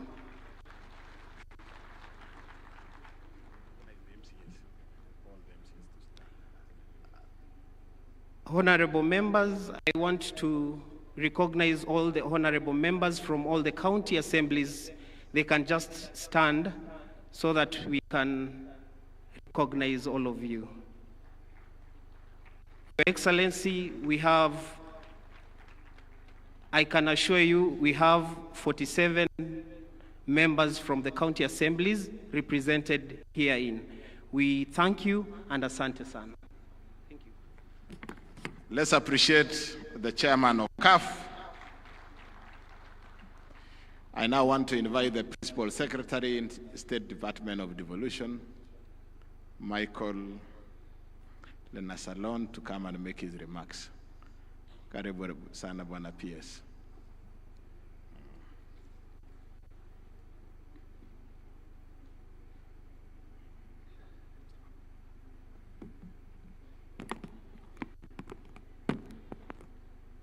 Your Excellency, the President of Kenya, Dr. William Samoei Ruto, CGH, Honorable Governors, Cabinet Secretaries, Principal Secretaries, Senators and Members of Parliament, Speakers and Members of County Assemblies, Development Partners, distinguished delegates, ladies and gentlemen, good afternoon. Jodurua Maso, Umor, I'm honored to join you in Homa Bay, the county of endless potential, for the 9th Devolution Conference and the 2nd biennial conference.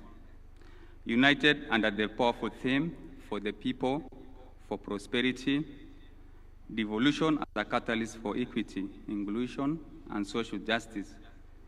This year's theme resonates with the objects of devolution, which are fundamental ideas on which our devolved system of governance is anchored. Devolution is about equity, inclusion, and social justice. It is about ensuring that no Kenyan is left behind, regardless of their geographic location, gender, ethnicity, disability, status, or socio-economic background.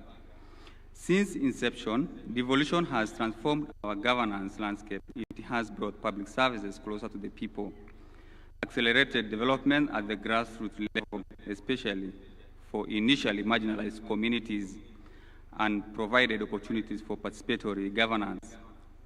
Yet, as our sub-theme challenges us, we must now re-engineer county governments to go further. That means to innovate, collaborate, and dismantle the stubborn socio-economic divide that persists. This way, the potential of county governments shall be fully harnessed. Ladies and gentlemen, the State Department for Devolution remains committed to supporting the effective implementation of devolution by empowering county governments to deliver services optimally. One of the key initiatives that the State Department is currently implementing is the second Kenya Devolution Support Program. The program supports counties to improve service delivery, resource management, and institutional accountability. KDSP2 will help boost Kenya's fiscal sustainability by supporting mechanisms for enhancing county-owned source revenue management and improving public expenditure transparency and effectiveness. Additionally, the program is supporting the automation of various manual or government processes, including the automation of exchequer releases, revenue collection, and payroll management. The resultant systems such as human resource information system and digital revenue platforms will improve credibility and accountability of government processes and services. The manual processes have historically caused inefficiencies, translating to mismanagement of resources. KDSP2 will establish a performance management culture in counties. This will be supported through an integrated performance management framework and system standardization performance in government. Counties will be incentivized to undertake monitoring of performance contracts and cascading of the performance contracts to the lowest level. To strengthen participation of citizens in governance, the program aims to support the quality of citizen participation and feedback mechanism on service delivery, thereby improving the quality of life for the people of Kenya. The investment dashboards being supported by KDSP2 will facilitate the tracking of county projects implementation and provide an opportunity for real-time citizen feedback. Another key initiative by the State Department for Devolution is the Strengthening Good Governance in Kenya program. Together with other stakeholders and development partners, that is the EU and GIZ, SDD will employ innovative methods through incentivizing county government to instill the culture of good governance. Central to good governance is performance management, which must be rooted in credible evidence that guides county planning, priority setting, and decision-making. Through this program, standards and norms that are critical to harmonization of service delivery across the devolved units will be established. Since citizens are the center of performance management, this program is supporting civic education to empower them in oversighting the government in service delivery. Additionally, the crucial role the county assemblies play in oversight, ensuring that resources are used as intended, will be strengthened by building their capacity in budget scrutiny. Ladies and gentlemen, the full potential of devolution calls for reimagining and rethinking governance through opportunities that are available all there with the advancement of technology. Firstly, I will list some of them: embedding performance culture, institutionalizing performance management across county operations, and linking budget execution directly to service delivery outcomes. Secondly, creating climate-smart cities, utilizing satellite monitoring for urban planning compliance. Your Excellency, the human resource alone is not enough, so we need also to leverage on technology, and also transforming waste management systems into circular economies, as already outlined by previous speakers. Scaling wetland and river restoration, like the model, Nairobi River model, which is on track and very effective. Your Excellency, the rule book for cities should also be re-engineered, because with a big rule book, then, for example, the Nairobi Rivers, the vision and the citizen involvement and the action is just what's needed. So the governance needs also to be re-engineered for the county cities. Advancing agricultural innovation. 3. Establishing county-based food production systems, ecosystems, and implementing spatial planning for sustainable land use. 4. Democratizing healthcare access, deploying AI and Internet of Things diagnostics at lower-level hospitals, and leveraging drone logistics for medical supply chains, as we have seen in Homa Bay. Realizing this collective vision requires creating frameworks for county innovation funds, facilitating public-private co-creation platforms, and strengthening citizen engagement through open governance tools. This conversation continues with enhancing coordination of national devolution programs, peer learning, and multi-stakeholder technical support frameworks for the people, for prosperity, and for collective future. Asanteni sana na Mungu abariki. Asante sana, tumpigie makofi Bwana PS. I now want to take... Excellency Governors and Deputy Governors, Members of Parliament, my colleagues from the Senate, Members of County Assembly, distinguished ladies and gentlemen, I have a big and beautiful speech here, but I will request that I table it so that it forms part of the records of this devolution conference. And then I will utilize this opportunity just to welcome you to Homa Bay County with great pride, with great pleasure, with great privilege.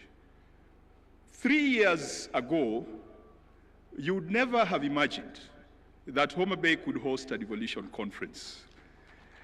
Indeed, it's almost exactly 3 years ago since Gladys Wanga was elected the governor. And when we sat in that hall waiting for the results to come, we said, by the way, one day we could host a Devolution conference.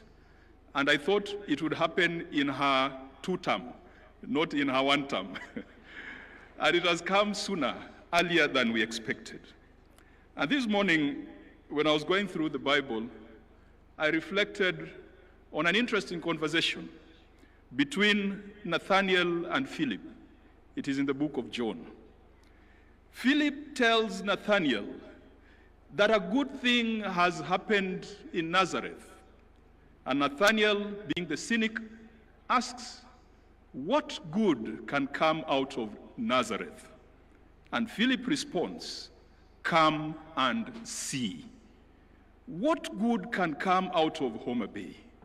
I am glad that you have come, and I am sure that you have seen that this county is truly the county of endless potential.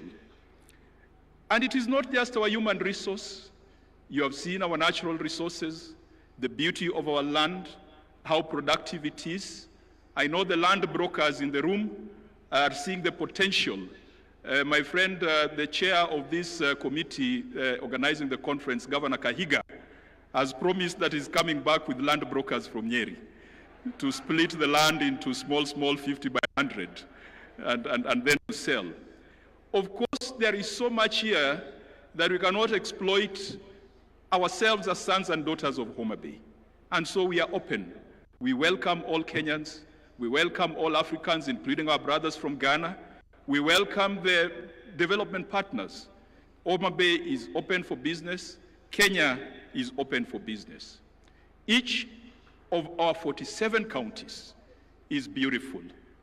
Good things do not only come from Homa Bay. Sometimes we look upon the small endowments that God has given us. The potatoes from Nyandarua, the rice from Kirinyaga, the gold in Migori, the savorite in Taita Taveta, where my friend Mwadime has a problem with the girls. He says the short ones are quarrelsome, but he has told me that he has apologized on that slip of the tongue. The oil in Turkana, each of our 47 counties has got something good, just the same way something good came out of Nazareth. Your Excellency, when you talked of the bottom-up economic transformation model, I believe that devolution would be the channel for delivering development bottom-up, delivering development to the grassroots, and it still remains the surest way of empowering the people and empowering communities.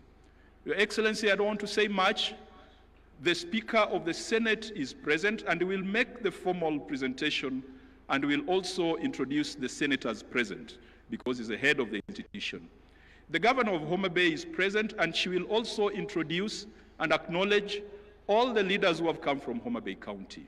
All the elected members of Parliament, National Assembly and Senate from Homa Bay are here. We have given Governor Gladys Wanga full, unlimited and unconditional support. And that is why she has been able to host Madaraka Day and host Devolution Conference with so much success. Allow me to apologize if there has been any indiscretion, if there's been anywhere or in any way we have fallen short of your expectation. I apologize on behalf of the people of Homa Bay. For a long time, this county, this region, has been the black sheep of the family called Kenya. Past governments have looked at this region, have looked at this county with the cynicism of Nathaniel, and they've always asked, what good can come from Nyanza? What good can come from the people of Homa Bay? And what good can come from the people of Luoland? Perhaps I might not tell them to come and see, but I will tell them to wait and see. Because President Ruto, you have made it your business to come and find out the good in this region. And you have just not been talking, you have done things. When you drive around this Homa Bay town, for those who are here for the first time, 3 years ago, we didn't have 90% of the tarmac you are seeing here. 3 years ago, we didn't have 90% of some of the public infrastructure you are seeing here. We thank you, Your Excellency. Good things will come from Homa Bay. Just wait and see. That's all the politics I'm doing today. And when it comes to matters of policy, I will allow the Speaker of the Senate to do so. But Your Excellency, just allow me, because the Devolution Donor Working Group have spoken, I thought they would talk about how fast we process some of the instruments that are required to draw on donor support. I want to commit and I want to promise the Devolution Donor Working Group that we have had a conversation as a Senate, and we had that conversation with CS Mbadi last week, that we must find a more efficient way of processing conditional and unconditional grants so that counties can draw on them in a timeous manner. Your Excellency, I'm glad that in this financial year, we never fought over DORA. DORA was assented to on the 30th of June. Perhaps that's a record, because in the first year of DORA, we even had to go to court. This gentleman here called Sang is the one who led us to court, and it was very contentious. For the first time, the formula for allocation of revenue amongst county governments was not contentious. It was passed very fast. For the first time, CARA has been processed very swiftly, and CS Mbadi had assured us that counties would start getting money. Good things are happening in Jerusalem. To the county assemblies, the President has assented to a bill which was privately sponsored by Senator for Meru, the Deputy Speaker. Senator Kathuri is the originator of that bill that has provided autonomy to county assemblies. Mr. President, again, history has been made that bills have been assented to in Homa Bay for the first time. I don't know whether that has ever happened before. Something good is happening in Nazareth. To the governors, our friends, we will continue to fight for additional resources to counties, because we believe that money is not personal money. It is money that goes to the people. We in the Senate call for greater efficiency, greater focus on service. We must have a conversation with a few of our friends or a few counties which are beginning to look like payroll stations rather than development centers. That is a conversation that we must have. And finally, to my friends in Parliament, we must hold the executive to account.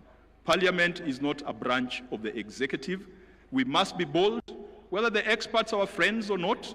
We have passed legislation, and Your Excellency, if you look at even the health laws, the Senate passed the 4 laws when we were sitting in Turkana. We went for Senate Mashinani in Turkana. We are the ones who have passed the legislation. So we should not be mourning like the common man, yet we are the ones who came up with the framework. Our job is to call the ministers. And Your Excellency, if Duale cannot fix this thing, if Olunga cannot fix this thing, if Dr. Nyikal, chairing the health committee, cannot fix this thing, then we've got a problem somewhere. We must make these things work. It is our duty, it is our responsibility. They are laws that we passed, and we must make sure that it works. To the Council of Governors, I can also promise you a proper thrashing at the next Devolution Conference. May God be with you, and may you enjoy, and it's a thrashing in football. It's in football, let me qualify that. And may you enjoy the beauty and the warmth of Homa Bay County. Thank you.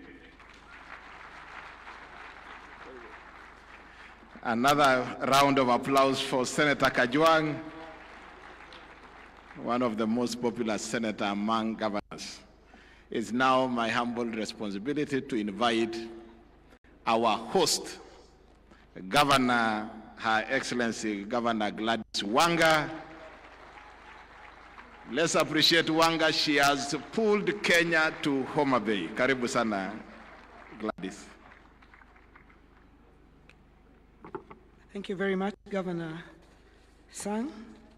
Your Excellency, President of the Republic of Kenya, Your Excellency Dr. William Samoei Ruto, the Speaker of the Senate, Honorable Amason Jaffa Kingi, the governors present, led by the Chair of the Council of Governors, His Excellency FCPA Ahmed Abdullahi, the Vice Chair, His Excellency Mutahi Kahiga, Members of Parliament, Senate and the National Assembly are present, Cabinet Secretaries and Principal Secretaries, members of the Judiciary, Constitutional Commissions and Independent Officers present, Deputy Governors, County Executive Committee members, members of county assemblies and speakers, members of the Diplomatic Corps, development partners, private sector, academia and civil society, my one and only first gentleman there, Mr. Wanga, distinguished guests, ladies and gentlemen. God is good.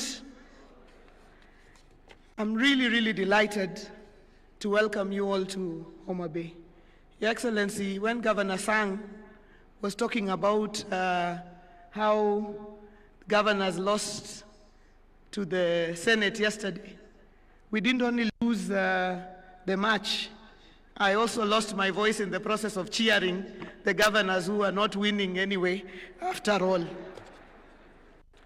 Excellency, allow me to introduce the local leaders present here. This hosting would not have been possible without the support of the leadership of this county, of this region, both in the National Assembly, Senate, and County Assembly. So I'd ask those members to please rise so that I can introduce you and just acknowledge you. Members of Parliament from the region, this hosting is not for Homa Bay alone. It is for this entire region.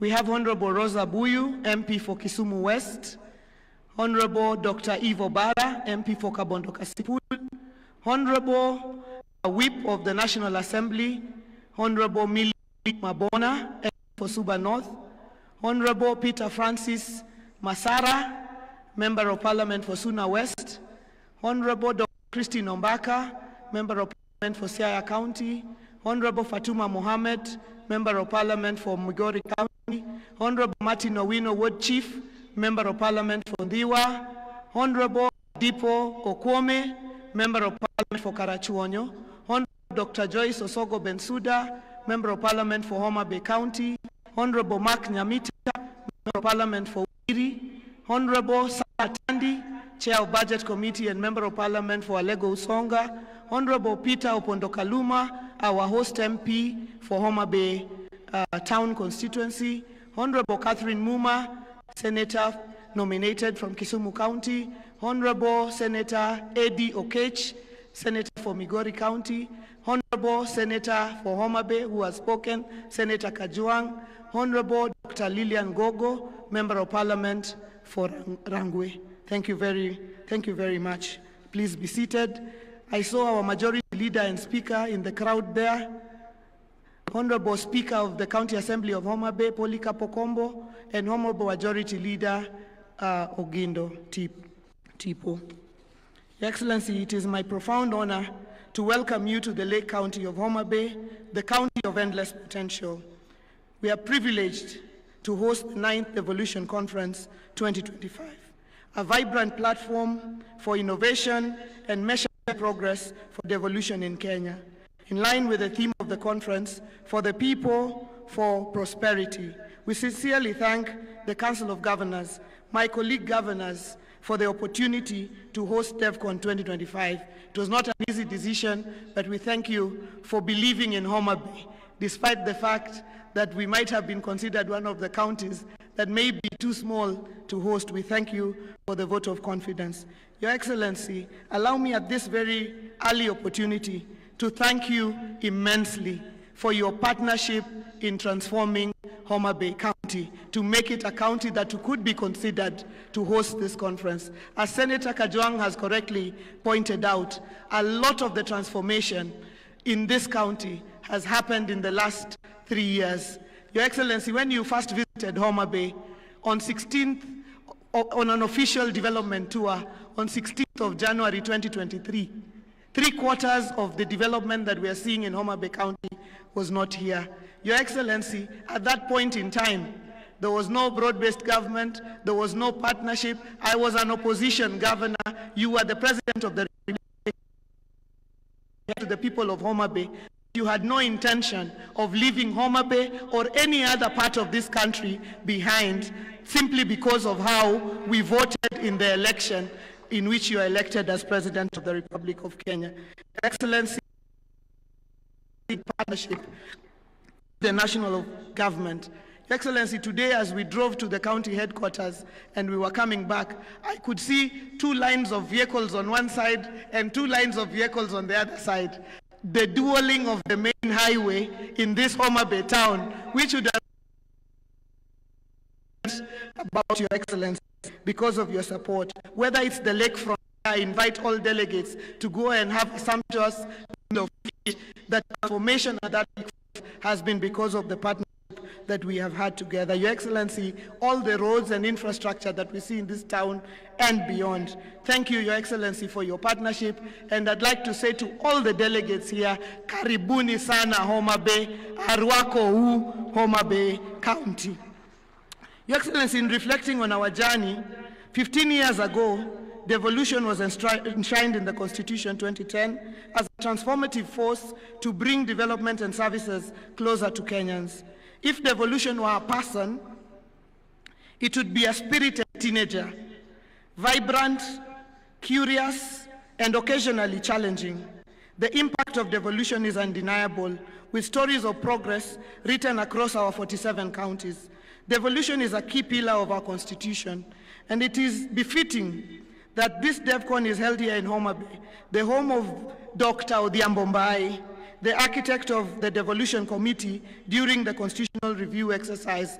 And Your Excellency, we thank you because this morning you met the family of Dr. Odhiambo Mbai as we unveiled a plaque, a commemorative plaque at the Arboretum. Our task is to make devolution work for all Kenyans, deliver equity, inclusion, and social justice, closing the socio-economic divide, delivering on the sustainable development goals of leaving no one behind. As we celebrate devolution during DevCon, we celebrate the national unity and diversity of Kenya as one nation. And I'd also like to thank you, Your Excellency, President and Right Honorable Raila Odinga, for consistently demonstrating transformational leadership for celebrating devolution. When I assumed office in August 2022, I knew the public expected results as I ran on a Genoa manifesto of hope. Results not just in infrastructure, but in tangible services and opportunities for Homa Bayans. Our pro-people, word-based programs have touched many households. Your Excellency, this morning as you visited our stand, at the Homa Bay stand, you saw that we were celebrating 96 days, straight days of no single mother lost in Homa Bay due to maternal mortality. Your Excellency, this is due to the intensive programs that we have invested together with your government in community health promoters, coming all the way to a robust SHAP program, Your Excellency, and an MPDSR program, a weekly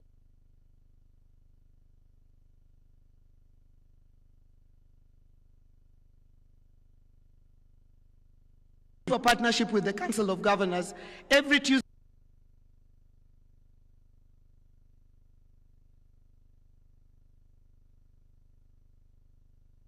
and doctors and the health workers review among themselves and help themselves. And I'm really, really proud that the 96th day has reached without us losing a single mother, because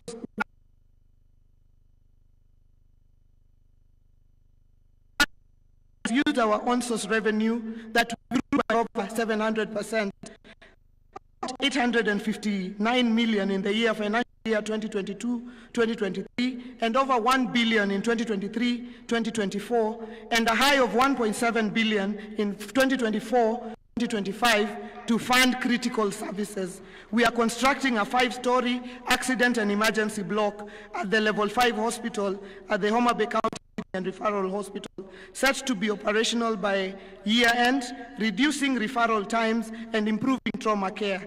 We are addressing infant and maternal mortality, as I've mentioned, and combating the triple threat of GBV, HIV, and teenage pregnancies.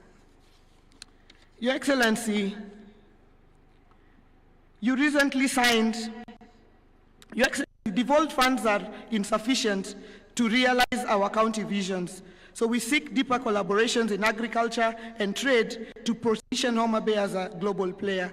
The Riwa City Special Economic Zone, our flagship agro-processing zone that hosts the county aggregation and industrial park, promises 14,150 direct jobs and 90,000 indirect opportunities to our local communities. We urge for prioritization, Your Excellency, of the horizontal infrastructure at the Special Economic Zone. Our key value chains, Your Excellency, in Homa Bay include fish, cotton, edible oils, sunflower, millet, sugar, sweet potatoes, pineapples, and livestock and groundnuts. We are pushing our value chains up, and we have seen the growth of production in leaps and bounds in the last 2 years.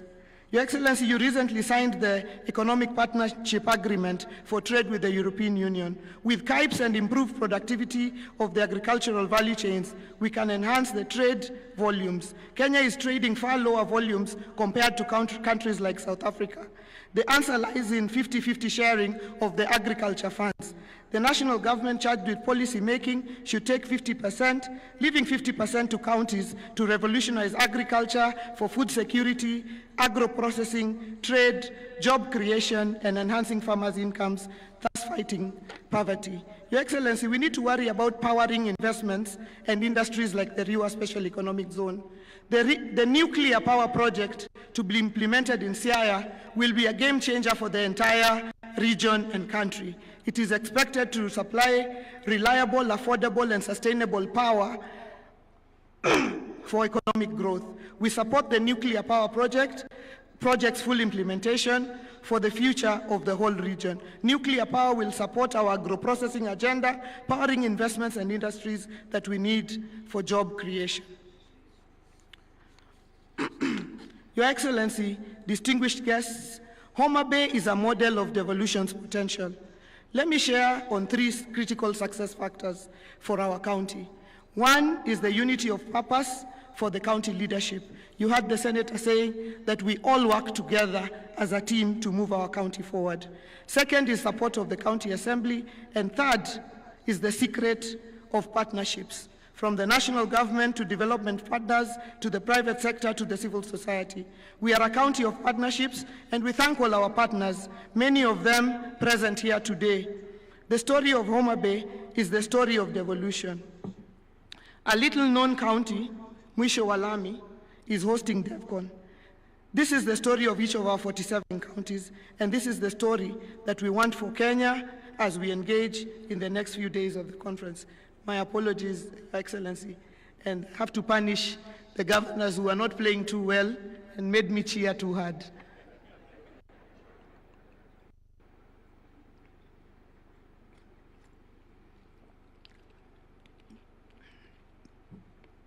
In implementing devolution, we have revitalized Homa Bay, positioning it as a hub for business and investment with ambition to achieve city status in the next decade. Our lakefront development, including upgrading of the Homa Bay Pier, supported by the national government, is drawing visitors to the Bay of Endless Potential.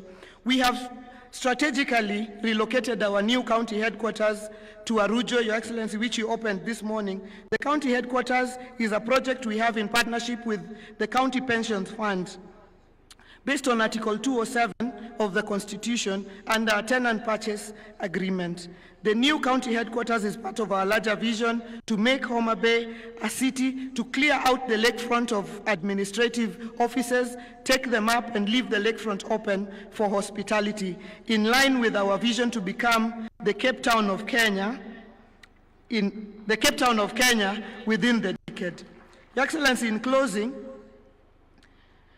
in the spirit of inclusion, as part of our pre-conference events, we had a very, very strong and candid youth baraza with our youth that were supported from all across the country by SHOFCO and SHOFCO who are present here today. Your Excellency, they have generated points of a memorandum and a communique, which I am sure at the appropriate time they will hand over to the appropriate place, Your Excellency. I thank SHOFCO for ensuring that we have brought our youth on board, and we also did launch our youth policy yesterday, Your Excellency.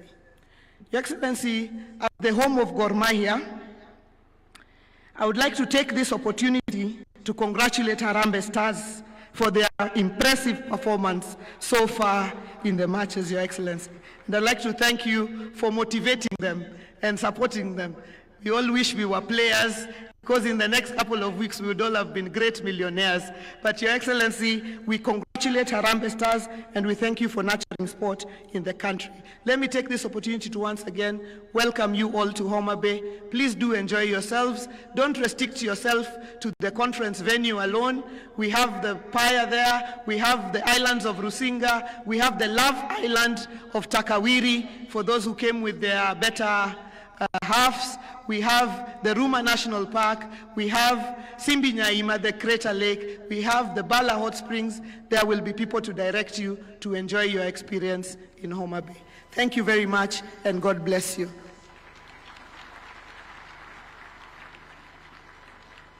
Another super applause for our host. Asante sana, Governor Wanga. It's now my honor to invite the our vice chair, who also happened to have been the chairman of the steering committee, to come and give us a status on action points for the 2023 Devolution Conference and introduce the steering committee. Karibu sana, Bwana Kaiga.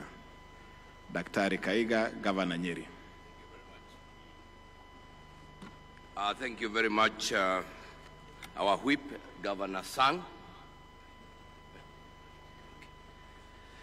Your Excellency, Honorable Dr. William Samoei Ruto, the President of the Republic of Kenya, the Honorable Amason Kingi, Speaker of the Senate, Excellency Governors and Deputy Governors, Cabinet Secretaries, Honorable Members of the Senate and National Assembly, representatives of constitutional commissions and independent offices, leaders of Homa Bay County and the Greater Nyanza region, ambassadors and high commissioners, principal secretaries, members of the county assemblies, all national government and county government representatives, private sector and civil society representatives and development partners, international delegates, distinguished ladies and gentlemen, good afternoon.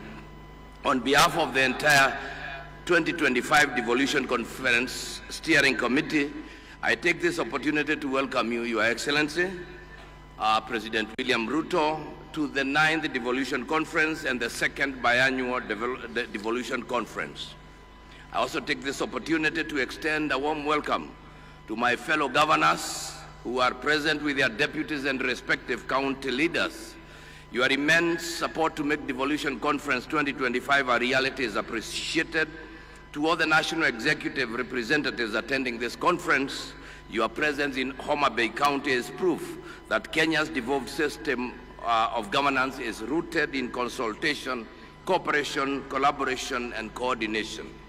I know that the legislature at both levels of government is represented here too.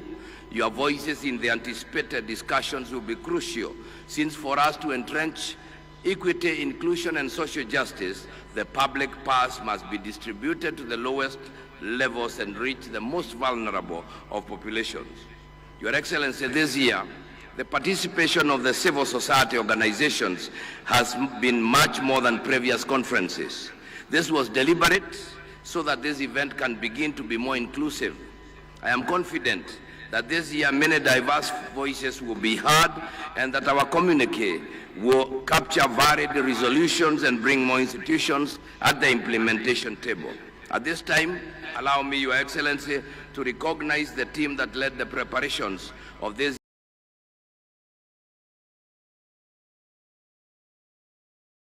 the auditorium to clap for you. The esteemed steering committee was chaired by myself, and its membership comprised of Governor Gladys Wanga, Senator Catherine Muma, thank you, Senator Beatrice Ogola, the Principal Secretary, Mr. Michael Enasalon, the Honorable Chege Mwaura, Secretary General of the County Assemblies Forum, Ms. Gloria Wawera, Chief Executive Officer of the National Council, Youth Council, and Mr. Tom Were of ACT. Allow me to also recognize the Chair of the Planning Committee, Ms. Mary Moiti, the CEO of COG, and I convey immense gratitude to all the institutions who participated in preparations. Asanteni sana, and like they say here, Erokamano. Your Excellency, it will be wrong of me if I don't mention that the conference was planned, executed fully by our indomitable staff at the Council of Governors, and I appreciate all of them. Distinguished ladies and gentlemen, it is my privilege to deliver this progress report on behalf of the Council of Governors regarding the implementation of the communique adopted at the first biannual Devolution Conference held between the 15th to the 19th August 2023 in Uasin Gishu County under the theme 10 years of devolution, the present and the future. I will highlight just key milestones in implementation of the 2023 resolutions. First is the coordination in project and program implementation. Your Excellency, the Office of the Deputy President is working with ministries, departments, and agencies to synchronize the interventions of different government entities to eliminate duplicity and enhance efficiency. The Presidential Economic Transformation Secretariat, PETS, has undertaken a comprehensive review of projects across all sectors to align them with national priorities. The synchronization and identification of these projects to the ward level has greatly eased silos and enhanced coordination. Automation and digitalization of services was the second one, and county governments have automated services in different sectors. Moranga, Kisumu, Makueni and counties have fully automated their services, while other counties have partially done it. The e-citizen has brought together over 16,000 government services, and this comprehensive digital platform integrates services from more than 100 ministries, counties, departments, and agencies, streamlining access for citizens and residents across Kenya. The third one was own source revenue. Counties collected Kenya shillings 58.95 billion in the financial year 2023-24, which is 72.5% of their target, marking the highest revenue performance in 11 years. 10 counties surpassed their OSR targets in financial year 2023-24. All the 47 counties are currently automating their revenue systems to enhance transparency and zero leakages in revenue collection. On number 5, which is transfer of county functions, the unbundled functions were gazetted under Gazette Notice number 219, dated 16 December 2024. What remains pending is the costing process, which will pave way for adequate resourcing of county functions. On legislation of land and bridging the gender gap in land ownership, the National Land Information System, dubbed ISASA, was successfully rolled out in Nairobi County, Mombasa Island, and Mombasa County, and some parts of Moranga County. County governments have also established land information management systems like Kajiado, Makueni, and Moranga counties. The Adhi Haki Mob app in Taita Taveta County and the mobile-based reporting tool in Kakamega County are some of the innovative interventions implemented within the 2-year period that aggregate real-time data on women's land tenure issues. Kakamega, Busia, Nairobi, and Mombasa counties, in partnership with Athi kwa Kina Mama, AKMA project led by We Effect, implemented a project aimed at increasing women's access to land rights by establishing safe spaces for grassroots land rights defenders within the reporting period. And the other one is strengthening primary health care and community health services. 227 primary care networks are operational, and the National Treasury has included the community health promoter stipends in the additional allocations to county governments from national government's share of revenue in the financial year 2024-25. The Cabinet Directive of 21st January directed mergers of health programs to avoid duplication, and we thank you, Your Excellency. We are creating a conducive environment for the youth to carry out business. The government has developed the Creative Economic Support Bill 2024 and is currently at the public participation stage. Further, to boost local talent and earning, Nairobi County has initiated programs to support artists and content creators by providing affordable access to public spaces for performance and exhibitions. This includes subsidized fees and streamlined permit processes. Street photography and street dancing are now permitted. Mombasa County, on the other hand, has several creative hubs, including the Mombasa Innovation Hub, Swahili Port Hub, Jukwa Arts, among others.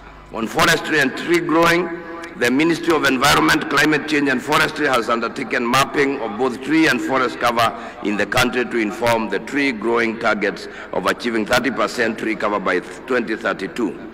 Ladies and gentlemen, I applaud all stakeholders and partners who facilitated the full implementation of the 2023 communique. Any ongoing efforts must be concluded.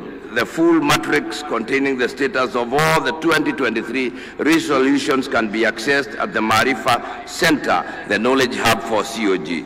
To maintain momentum, we must strengthen intergovernmental collaboration to fast-track pending legislation and ensure equitable resource allocation. There is also need to deepen engagement with the private sector to bridge funding gaps. Number 20, let us recommit to this collective endeavor, ensuring that the resolutions of the Devolution Conference 2025 will continue to build on the progress we have witnessed and spurs to greater heights in championing devolution. I wish all of the delegates a wonderful time at this conference. Thank you very much. Let's appreciate the chairman of the steering committee, Governor Kaiga. At this point, I want to invite Governor Moranga to come and showcase a county innovation as the technical team also prepare the devolution video that will come shortly after. Karibu Governor Irungu Kangata. Your Excellency, President of the Republic of Kenya, Dr. William Ruto, my fellow governors, led by our chair and our vice, and the host governor, the other colleagues, senators, and also every other protocol established, including the county assembly. Allow me to, there's a request made that Moranga showcases various innovation in technology. Whoever has the system can put them up. Your Excellency, Moranga County has automated various systems through our own internal staff. The first innovation was in revenue collection. On your left side are various revenue streams, whether parking, market, quarrying, land, vet services. So that then means if you pay, whether parking, market, quarrying, land, vet services, these live data. So in the middle part, that is where you see the various collected data. For example, you can be able to know how many vehicles have been parked in Moranga County at any given time and how much money has been paid. Next slide is a single business permit and liquor. So if you own a business in Moranga, you go to the internet, you apply, you print your permit. You don't have to come to the county headquarters to pay for single business permit or liquor license. The third one, Your Excellency, is a land management system. Anyone who wants to pay for building permit, lease, subdivision, transfer application of any plot. Again, you go onto the internet, you loading your documents, including your architectural designs. We process this via internet, and then you print your document, and you go home and you're able to see how much money has come to the county of Moranga. The other one, Your Excellency, is on fleet management. Moranga County, just like other counties, has about 100 motor vehicles. So we put this system to monitor where they are. So if you overspeed, we are able to monitor you. If you enter into a pub, we just send a text and the vehicle stalls. We are able, if there is an accident, we can play back whether you are on the right track, you are overspeeding, and we are able to get that evidence. This has led to the reduction of number of accidents and also improved drivers' behavior. The other one is Inua Mkulima. Your Excellency, this one was made in partnership with Cooperative Bank of Kenya, where we give our farmers, those who are in milk and mango, subsidy money, so that when they go to a pre-qualified shop, they are able to redeem certain farm inputs. For example, animal feeds, even foodstuff. So it is a technology that is mobile-based. So when you go to a certain shop, this is the card we give them. So you give it, if you're a member of that program, your money will be deducted, which has been preloaded in that e-wallet. That supports milk and mango value chains in Moranga. The other one is a file management portal. This is our own internal system in the county government. We have another one for hospitals. We are able to now know how many patients are visiting our health facilities at any given time. We have about 150 facilities. So, for instance, now you can see we have 6,487 patients now. In the middle part, that is the diseases that have taken them there. At the end, the money they have paid us today, whether by M-Pesa or SHA claims. This system was made together with the Ministry of Health, and I thank my friend Mr. Jared because he's currently in all 157 medical facilities. Allow me to end there because they are many, but just to give what are the downside or the problems we encounter. Number one is unstable internet. We hope that our service provider will be able to stabilize internet. Secondly is unstable power. We have been compelled to now solarize our health facilities so that when we have a problem in the national grid, our systems continue functioning. Thank you.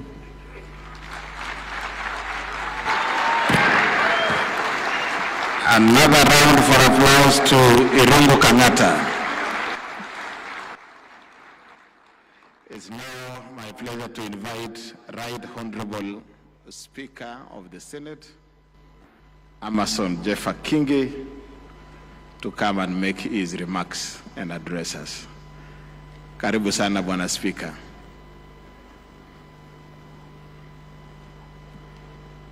And he will also have the opportunity to introduce the members of Parliament, both Senate and the National Assembly present.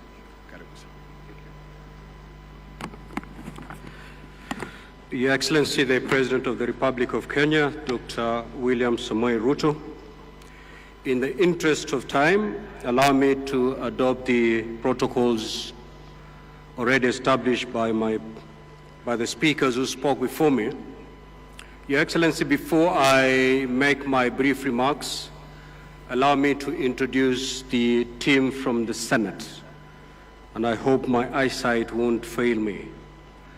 We'll start with the Deputy Speaker and Senator for Meru County, the Honorable Senator Kathuri Murungi, the host Senator, Senator Kajwang Moses Otieno, the Senator for Nandi, Senator Samson Cherargei Kiprotich, Senator Dr. Boni Khalwale, Senator for Kakamega, Senator Faki Munyehaji, Senator for Mombasa, Senator Eddie Okech for Migori, Senator Catherine Muma Muyeka, Senator Maureen Tabitha Mutinda, Senator Hamida Ali Kibwana, Senator Julius Murgo, Senator Montate Batuli Betty, Senator Kisang,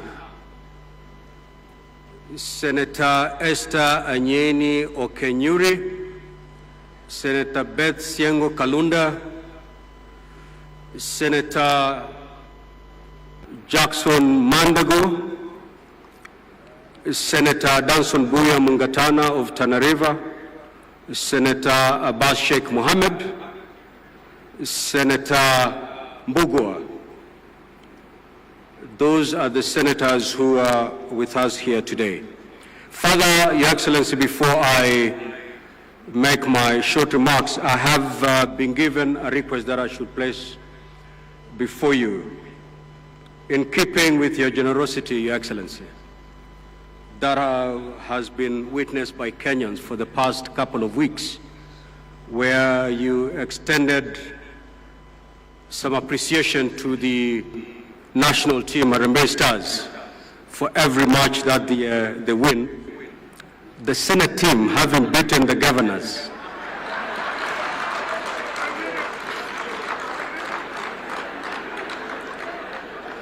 they are wishing to be considered in that appreciation token. The team comprises of 16 members. If that is agreeable, Your Excellency, I may pass by the State Lodge to collect 16 million for the team. And I know it's possible. Thank you, Your Excellency. 16 million for the team. And I know it's possible. Thank you, Your Excellency.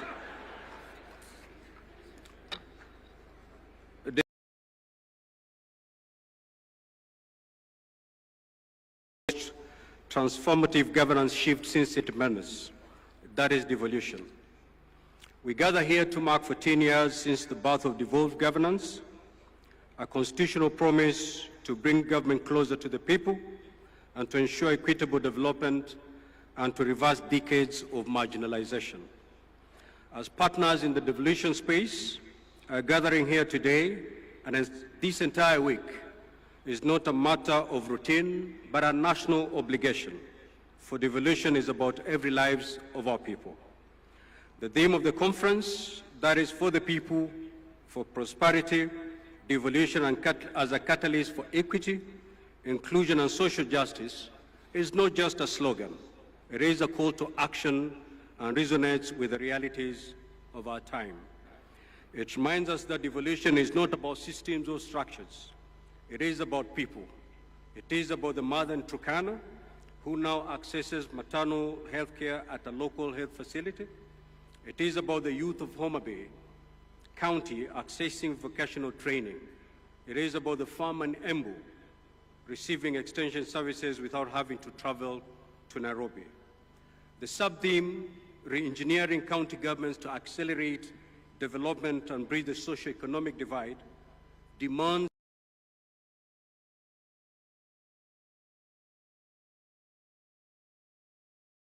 responsive and people-centered.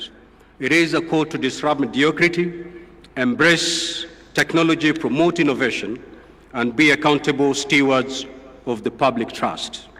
Your Excellency, we promulgated the Constitution of Kenya in 2010 and operationalized it in 2013. We reimagined a Kenya where no county, no village, no Kenyan will be left behind. We moved away from a centralized, top-down approach that had for decades marginalized communities and deepened inequalities. In its place, we embrace a model of governance that is participatory, inclusive, and closer to the people. And while the journey has not been perfect, it has been profoundly transformational. Healthcare services, once centralized and overstretched, and now within reach of millions. County governments have constructed over 1,000 health centers, recruited thousands of health workers, and enhanced immunization coverage and maternal health. Infrastructure development has flourished. Counties have built thousands of kilometers of rural roads, enabling farmers to access markets and people to move with ease. Early childhood education, water provision, agricultural extension services, and local economic development all have experienced rejuvenation because of county-level planning and execution. Above all, citizen participation in governance has deepened. Today, a resident of Wajir, Lamu, Nyandarua, or Vihiga has a say in how resources are allocated in their ward, an unthinkable reality 2 decades ago. At the heart of these gains, Your Excellency, stands the Senate, the constitutional protector of counties and their governments, as proclaimed in Article 96 of our Constitution. In line with its mandate, the Senate has recorded the following milestones. It has allocated close to Kenya shilling 4 trillion cumulatively to counties through the Division of Revenue County Allocation Revenue Acts. Oversighted the use of these funds through the standing committees of the Senate. It has championed legislation that have empowered counties, enabling them to cooperate efficiently. The County Public Finance Laws Amendment Act, a key legislation that guarantees financial autonomy to our county assemblies and further anchors their role of oversight, legislation, and representation at the county level, has finally become a reality after Your Excellency did assent to it this morning.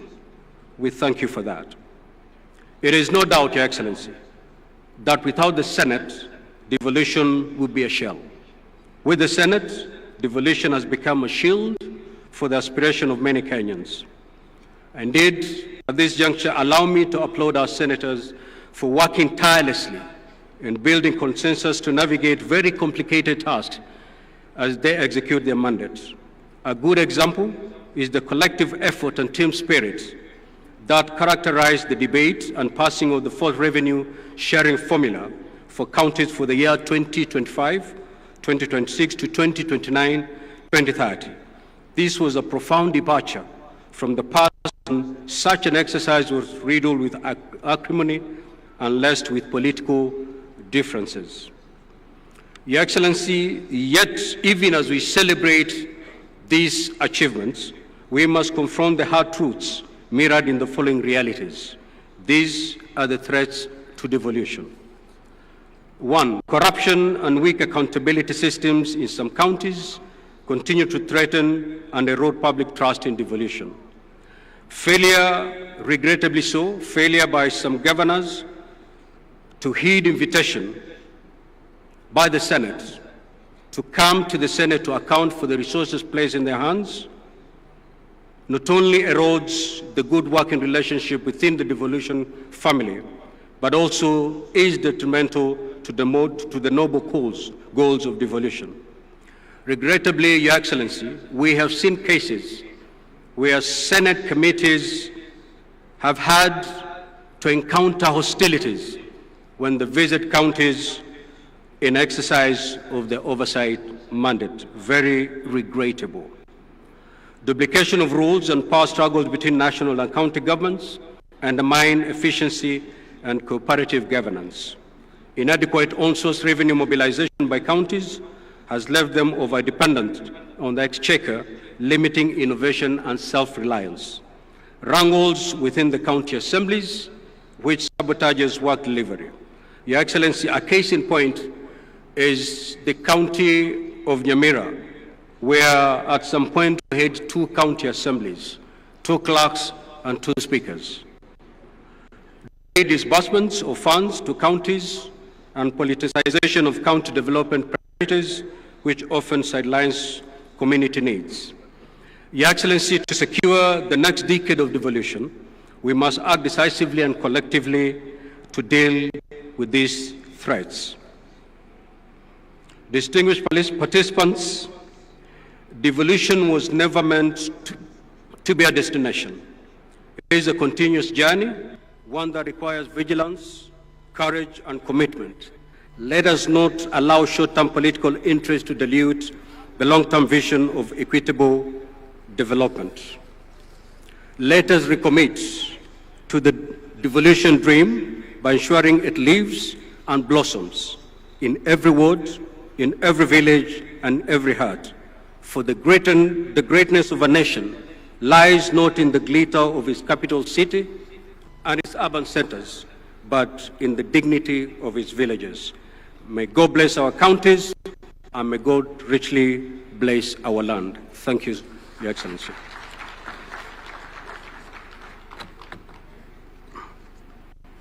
Tumpigie makofi Bwana Speaker.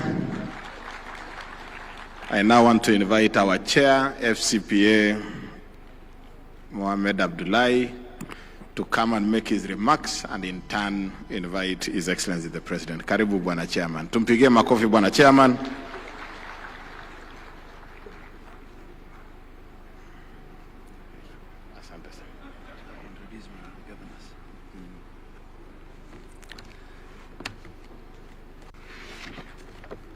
Thank you very much, Our Whip.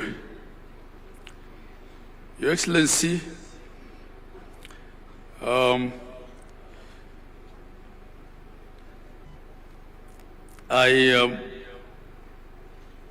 will ride on the protocols already observed before me, but I just want to, before my speech, ask the deputy governors, because I think other groups have been asked to, have been appreciated, to also stand so that we know the deputy governors who are here. We can appreciate you in totality, deputy governors. Thank you very much. Please let's appreciate our deputy governors who are here. Your Excellency, when my sister was here, Gladys Wanga, host governor, I think because of the small element of stage fright that we all have and the fact that we're putting her under pressure to save on time, she forgot to introduce her deputy governor. I think he also didn't stand up when the other leaders stood up. So on her behalf, I apologize and recognize and appreciate the deputy governor of Homa Bay County, Oyugi Magwaga. Your Excellency, I also want to appreciate the presence of our CS Opio Wandai. CS, you can just stand up. Now, with that, Your Excellency, because not all governors will have an opportunity to come and stand up here, I'll be the last one speaking before I invite you. I want to ask all the governors to stand up. Excellency governors, host governor, Gladys Wanga was here. She stood and spoke. My vice chair was also here, Dr. Mutahi Kahiga. Our whip was our MC here, Steve Sang.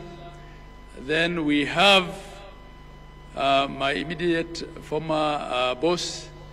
She's chair emeritus, governor of Kirinyaga and Waiguru.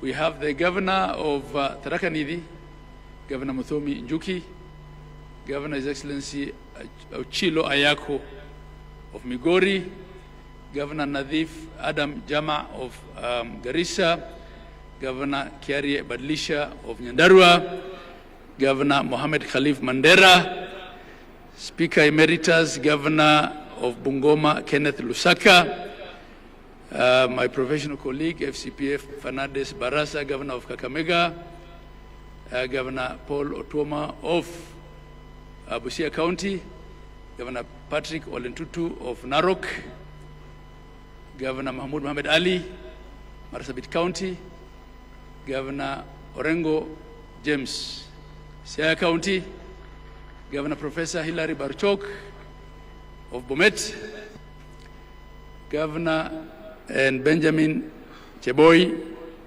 of Baringo County, our sister Governor Cecily Mbarire of Embu, Governor Amos Nyaribo of Nyamira, and Governor Kachapin of West Pokot. Am I missing out anyone? Oh yes, Governor Wilba Otichilo, Vihiga, Governor Julius Malombe, Kitui, Governor James Irungu of Laikipia, and Governor Kangata, who was here with some innovation a while back. I thank you all.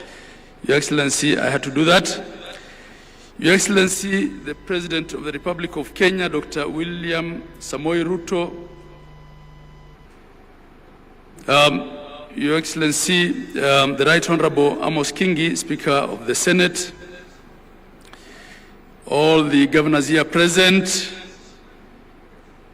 and I will ride on the protocols thus far established. All delegates attending Devolution Conference 2025. On behalf of the Council of Governors, I take this opportunity to welcome His Excellency the President, the Honorable Dr. William Samoei Ruto, and all our distinguished guests and delegates to the 9th Devolution Conference and the 2nd Biennial Devolution Conference. As they say here in Homa Bay County, Warwako Uduto. You're all welcome. This year, our discussions will focus on 3 key themes of equity, inclusion, and social justice. Your Excellency, in the recent past, our country has witnessed citizen protests triggered by, among others, the finance bill, youth and government issues, and governance concerns. The continent and the world watched as our young people, popularly known as the Gen Zs, marched in major streets across the country, demanding for their voices to be heard. It's sad, of course, also that they were politically infiltrated. Indeed, the theme of the conference, for the people, for prosperity, for the people, for prosperity, devolution as a catalyst for equity, inclusion, and social justice, is meant to spur deep conversations on how the devolved governments can position themselves as the implementers and champions of these 3 democratic tenets of inclusion, equity, and social justice. This year, as we host the conference, it's a conference with a difference, the addition of side events that will be hosted by a myriad of partners, including government agencies, civil society organizations, the private sector, and development partners, will bring as many voices as possible to the conversation. I invite all the delegates to carefully peruse the program and purpose to attend the side events, which will run each single day of the conference. I'd like to sincerely thank the team that led to the preparations of this year's conference, all the members of the esteemed steering committee, which traditionally, Your Excellency, is chaired by the Vice Chair of the Council. This year it was chaired by Dr. Mutahi Kahiga, my Vice. I'd also like to acknowledge the Planning Committee led by the CEO of Council. They go through sleepless nights to deliver a conference to 12,000 delegates, Asanteni sana. I'd also like to recognize the presence of our international delegates this year. We have guests joining us from different parts of the world. You saw also they were represented on top here by the Jospong group of Ghana, who are displaying waste management. In 2010, Your Excellency and distinguished delegates, Kenya has promulgated a new constitution for themselves, containing what is globally regarded as one of the most radical shifts in governance the world has ever seen. Some have called the format of the Kenyan devolution experimental. The new system created distinct and yet independent governance through the national government and 47 county governments, which are constitutionally mandated to deliver on key services through locally elected leadership and representatives. We're all in agreement, all of us here, that devolution, notwithstanding its challenges, real and perceived, remains an exemplary case of meaningful reform and the best gift that Kenyans accorded themselves in 2010. The main purpose of devolution was creating units that would secure equitable distribution of development in the country, that every Kenyan is then guaranteed a dignified and a quality life with access to public goods such as healthcare, water, housing, food, education, and transport at the local level. Creation of administrative units beyond the county governments in wards, villages, and planning committees is further meant to ensure that the communities are heard and that the citizens' needs are met no matter where they are in Kenya. Article 174 of our Constitution captures this very succinctly by laying out the objects and the purpose of devolution. And there are 9 of them, and they include, among others, to promote democratic and accountable exercise of power, to foster national unity and recognize diversity. I'll not read all of them, but you can refer to Article 174. And in fact, in that article, Your Excellency, it's only one, really, and the objects that explicitly refers to economic development under F, which says social and economic development and the provision of proximate, easily accessible services throughout Kenya. So through devolution, we were dealing with development, but we were also dealing with equity and social justice that is uniform across Kenya. From the above, ladies and gentlemen, the architecture of the Constitution anticipated that devolution would not only be concerned with economic development, but it will also foster national unity, democratic and political inclusion, and facilitate the decentralization of power, responsibilities, and resources, all aimed at bringing decision-making and services closer to the people. The establishment of the devolved government was thus our ambitious way as a country of reversing centralization as a basis of both political and economic development. It is both an economic imperative. Devolution is an economic imperative, but I believe it was also a political settlement. Devolution is indeed the truest and the most progressive definition of bottom-up social, economic, and political transformation. 12 years ago, Your Excellency, under the first election, under the new constitutional dispensation of 2010, we set up the first cycle of county governments. We ushered in 47 new county governments. And these governments, unlike the former local authorities, were created through the statutes. They had constitutional protection. They were established in line with the Constitution, and they enjoy both institutional and financial safeguards directly from the supreme law of the land. The fourth schedule further splits the functions between the national and the counties. Your Excellency, we've come a long way. At the Council of Governors, we appreciate that in 2014, on the 16th of December, you unbundled through a Gazette notice a lot more functions and component of functions. And this has been something that has been outstanding for long, and we don't take it for granted. But we still seek the further unbundling and costing of the few remaining functions, that they be completed to finality in full compliance with the letter and the spirit of the Constitution, and that the attendant resources of all functions already transferred will all follow. As I make this speech, Your Excellency, I'm a second-term governor, having served in the first cohort of the first phase of county governments between 2013 and 17. In my view, devolution, again I say, has come a long way. The journey has not been easy. We've had policy, legal, and administrative challenges that have threatened the very foundation of devolution.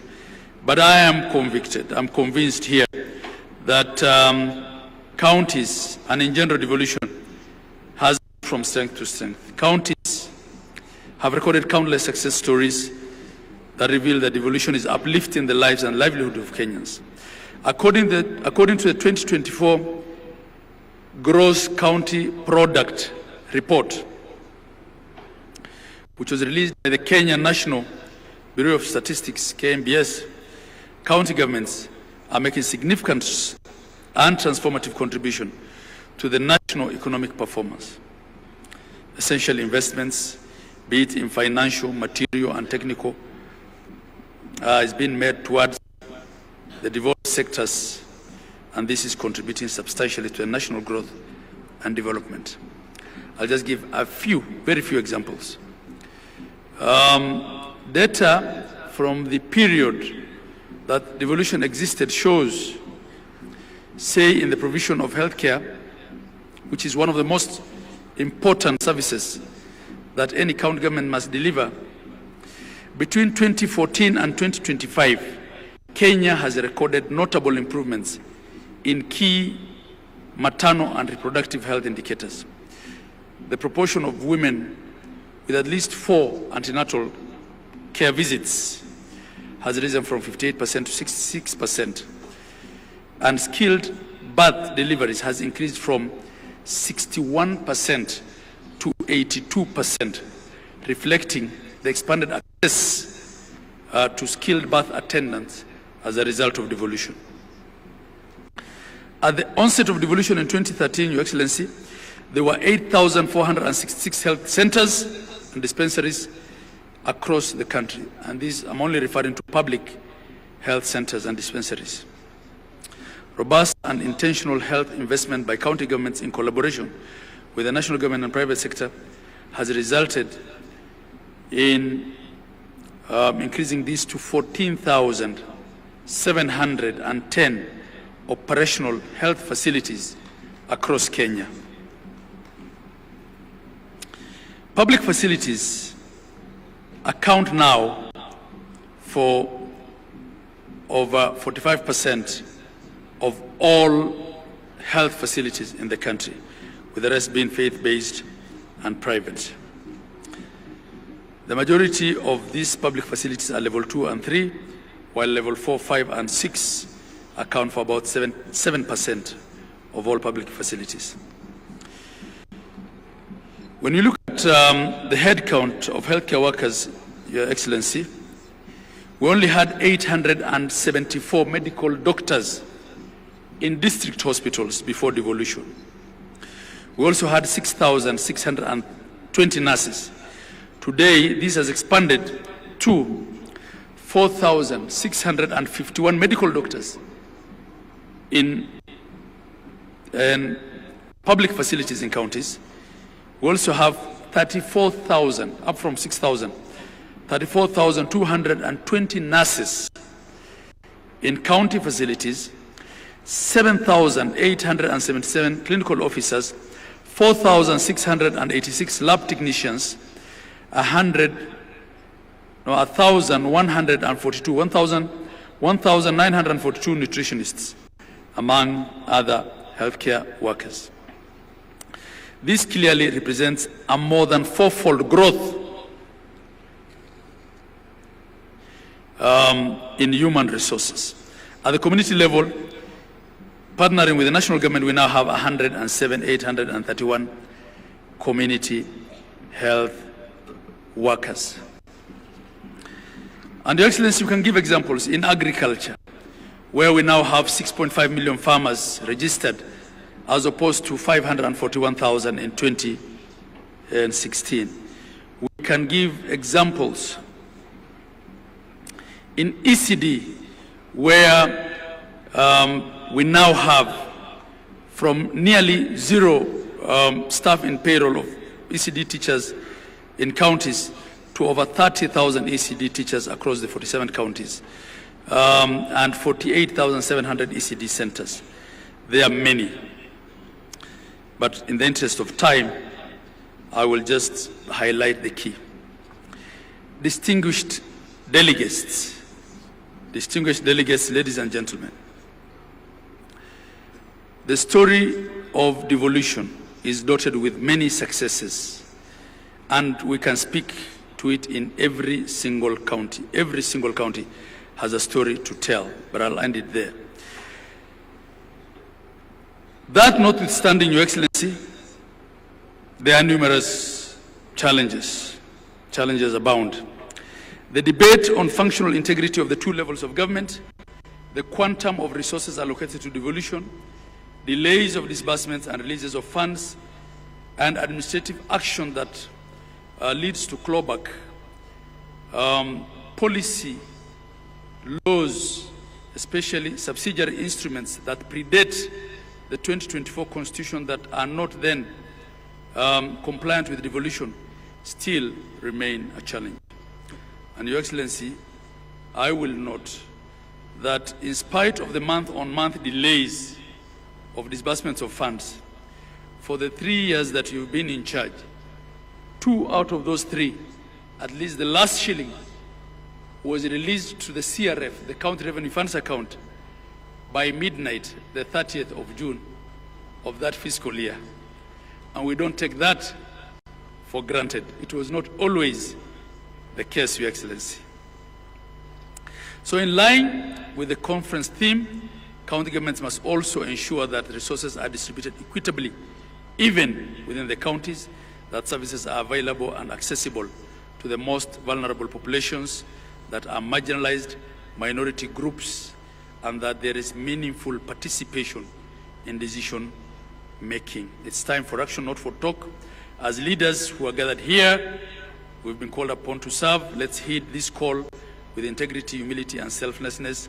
Our Constitution expects us all here that we'll conduct our affairs in the fullness of good governance practices, in respect of human rights and in social justice, while ensuring that there is equity and inclusion at all levels. On the overall, Your Excellency, and I'm winding up, devolution has been and it will continue to remain a journey. It's not an event, it's a process. I can say as stakeholders we have done well, we can all do better, and that's why we're here with all the stakeholders and partners. We are ready to listen to what interventions we can apply to make devolved governance even better and stronger. As I conclude, let me take this opportunity to appreciate all our stakeholders who have supported this conference. I convey our heartfelt appreciation of the national government through the presidency, the Senate, and all the 47 county governments for their support and participation. A special thanks to our platinum sponsors and partners, the Kenya Commercial Bank, Safaricom PLC, and the Jospong Group of companies. Those were our 3 platinum partners this year. To all our other partners, this could not have happened without you. Devolution has brought 12,000 delegates at DEFCON 2025 to Homa Bay County. This could not have been done without our partners. We appreciate and value all of you. Your support has made this event a reality and a big success. We cannot thank you enough. Continue to work with us as we keep the devolution fire blazing. I wish you all fruitful discussions in the coming days of the conference.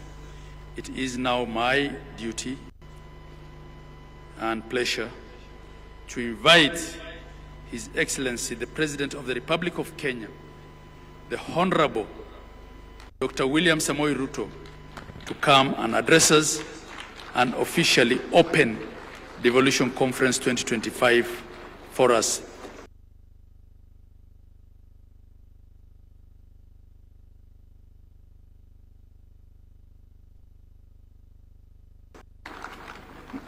Thank you very much, Governor. Ladies and gentlemen, let's take our seats. Thank you very much.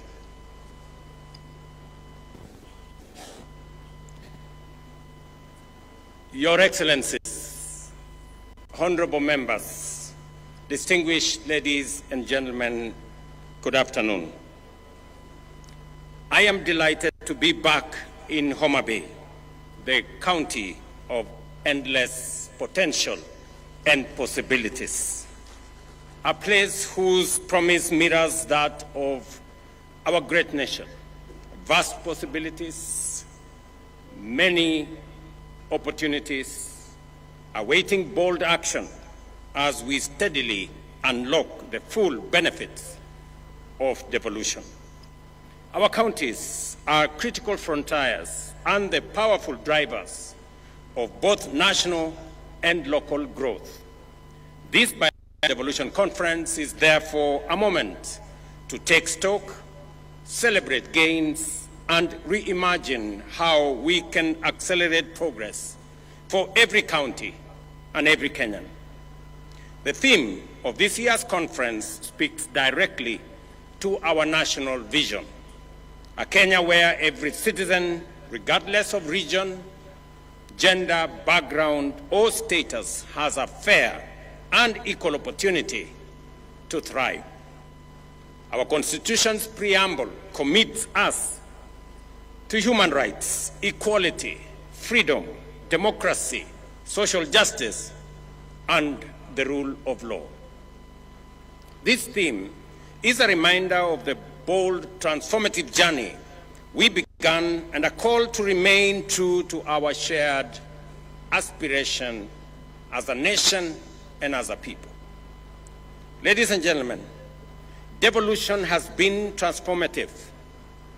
It has fostered equity by distributing resources fairly and addressing historical imbalances.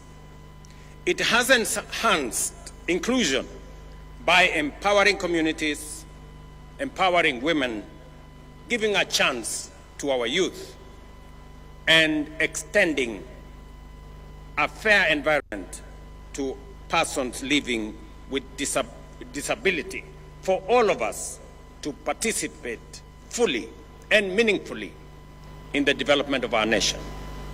Social justice has taken root through accountable, transparent, and responsive governance. The national government is proud to have invested heavily in making these principles a reality. And for myself, I have had the privilege to chair the first intergovernmental budget committee, commonly known as IBEC, from the beginning. And I have had the privilege to see devolution grow by leaps and bounds. Through collaborative frameworks, such as the Intergovernmental Relations Technical Committee, the Council of Governors, the Summit, and the other intergovernmental fora, we have resolved challenges amicably and aligned our policies and resources as guided by our constitutional vision. From the very first day of my administration, I affirmed that devolution is not merely a constitutional provision. It is the ground jewel of our democratic governance and the proudest achievement of the people of Kenya in our constitution-making process.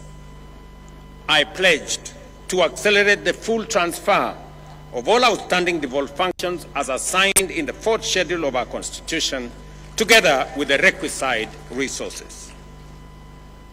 This commitment was formalized during the 11th National and County Government Coordinating Summit held at State House, Nairobi, on the 16th of December 2024, as has been alluded by the earlier speakers.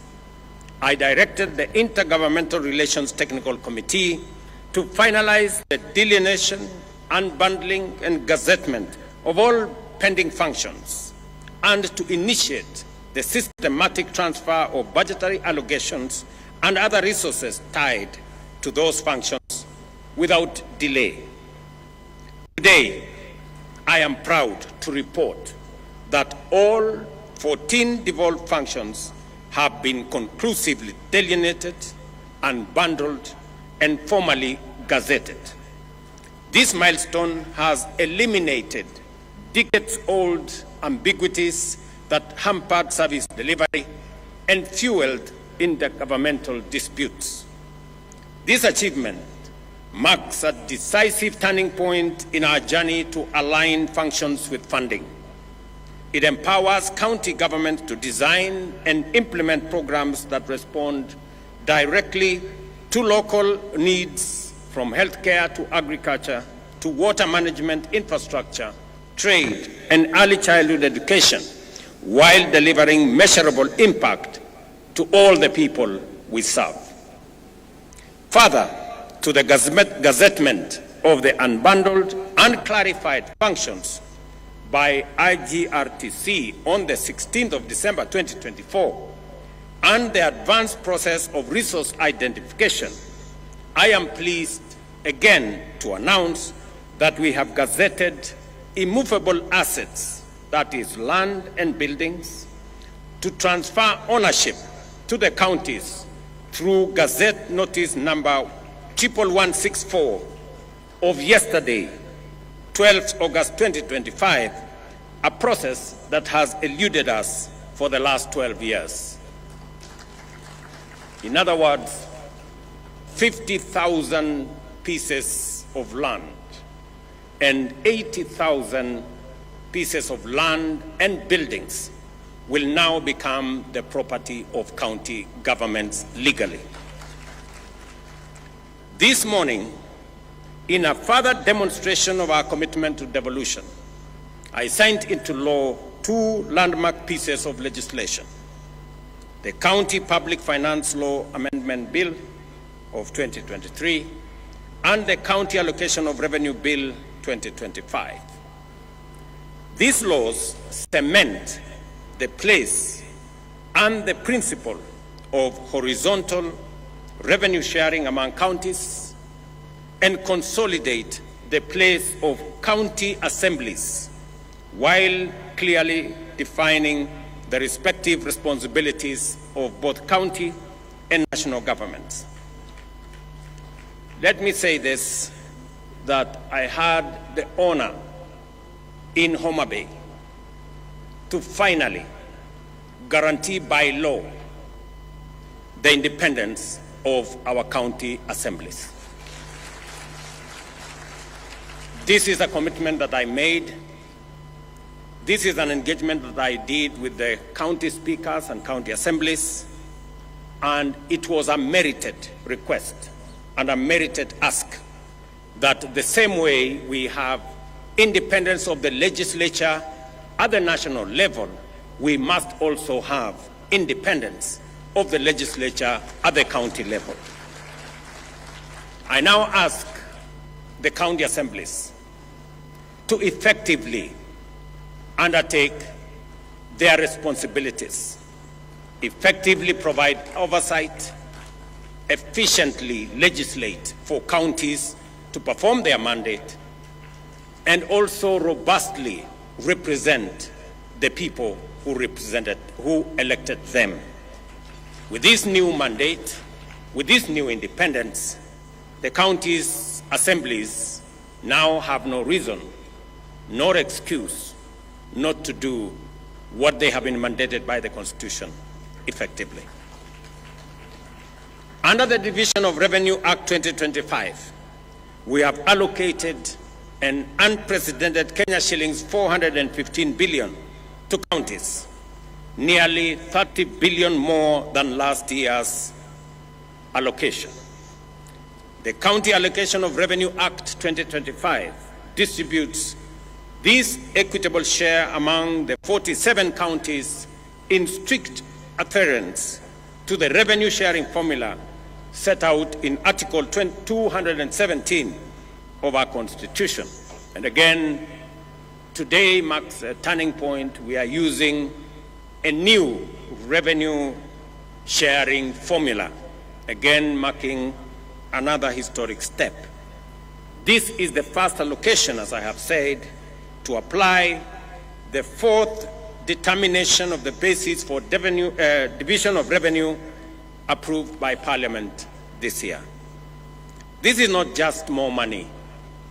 It is a stronger foundation for counties to deliver, develop, and transform people's lives. Ladies and gentlemen, despite operating within a tight fiscal space, the government has honored its commitment to timely disbursements, clearing all balances owed to counties for the just ended financial year. This ensures that counties have the fiscal capacity, institutional infrastructure, and human resources necessary to deliver on their expanded mandates effectively.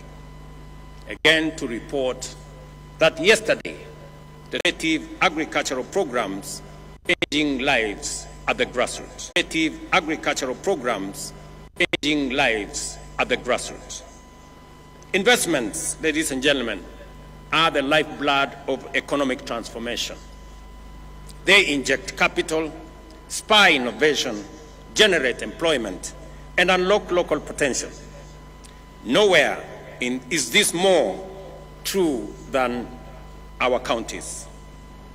Under our bottom-up economic transformation agenda, we are working with counties to build one bankable, high-impact value chain in every county, from fish processing here in Homa Bay to leather in Kajiado and textiles in Kitui.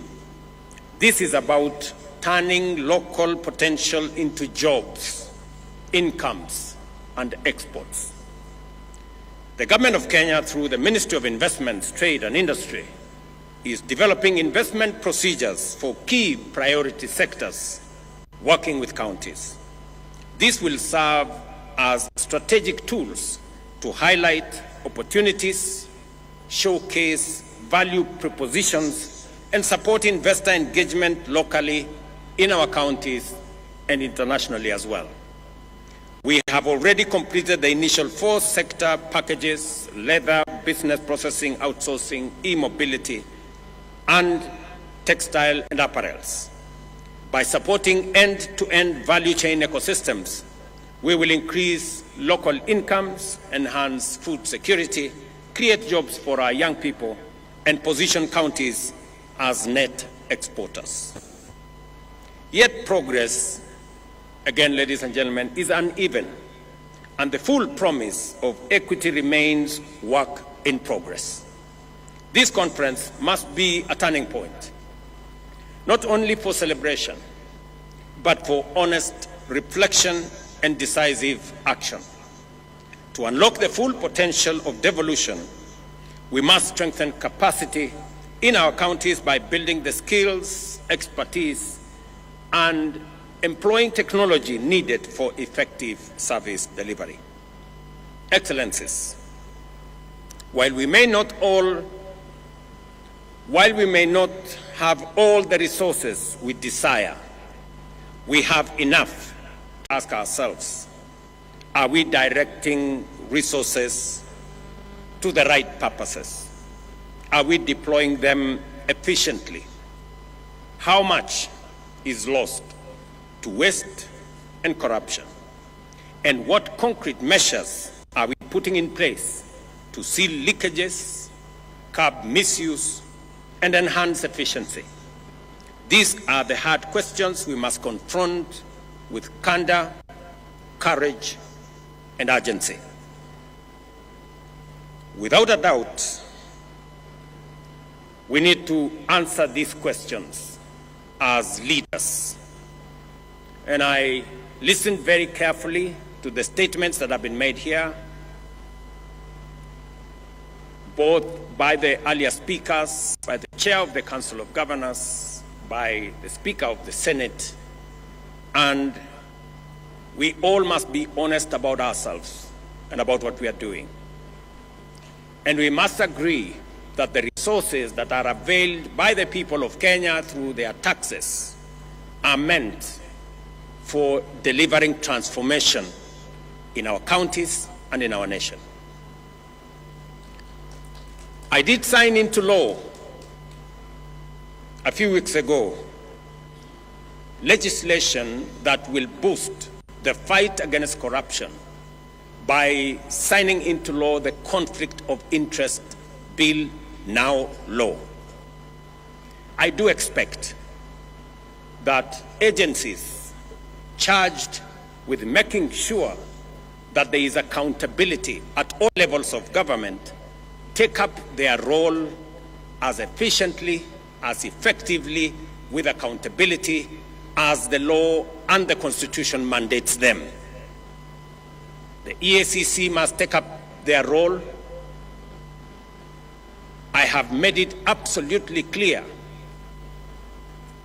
to the chair of the Anti-Corruption Commission, to the CEO of the Anti-Corruption Commission, that there will be no sacred cows and there will be no telephone call from anywhere below or above. to stop anybody from being prosecuted for matters corruption. While I agree with the sentiments expressed by the Speaker of the Senate, and he has made a solid statement on holding governors and county governments to account, I also must say the legislature must also be held to account.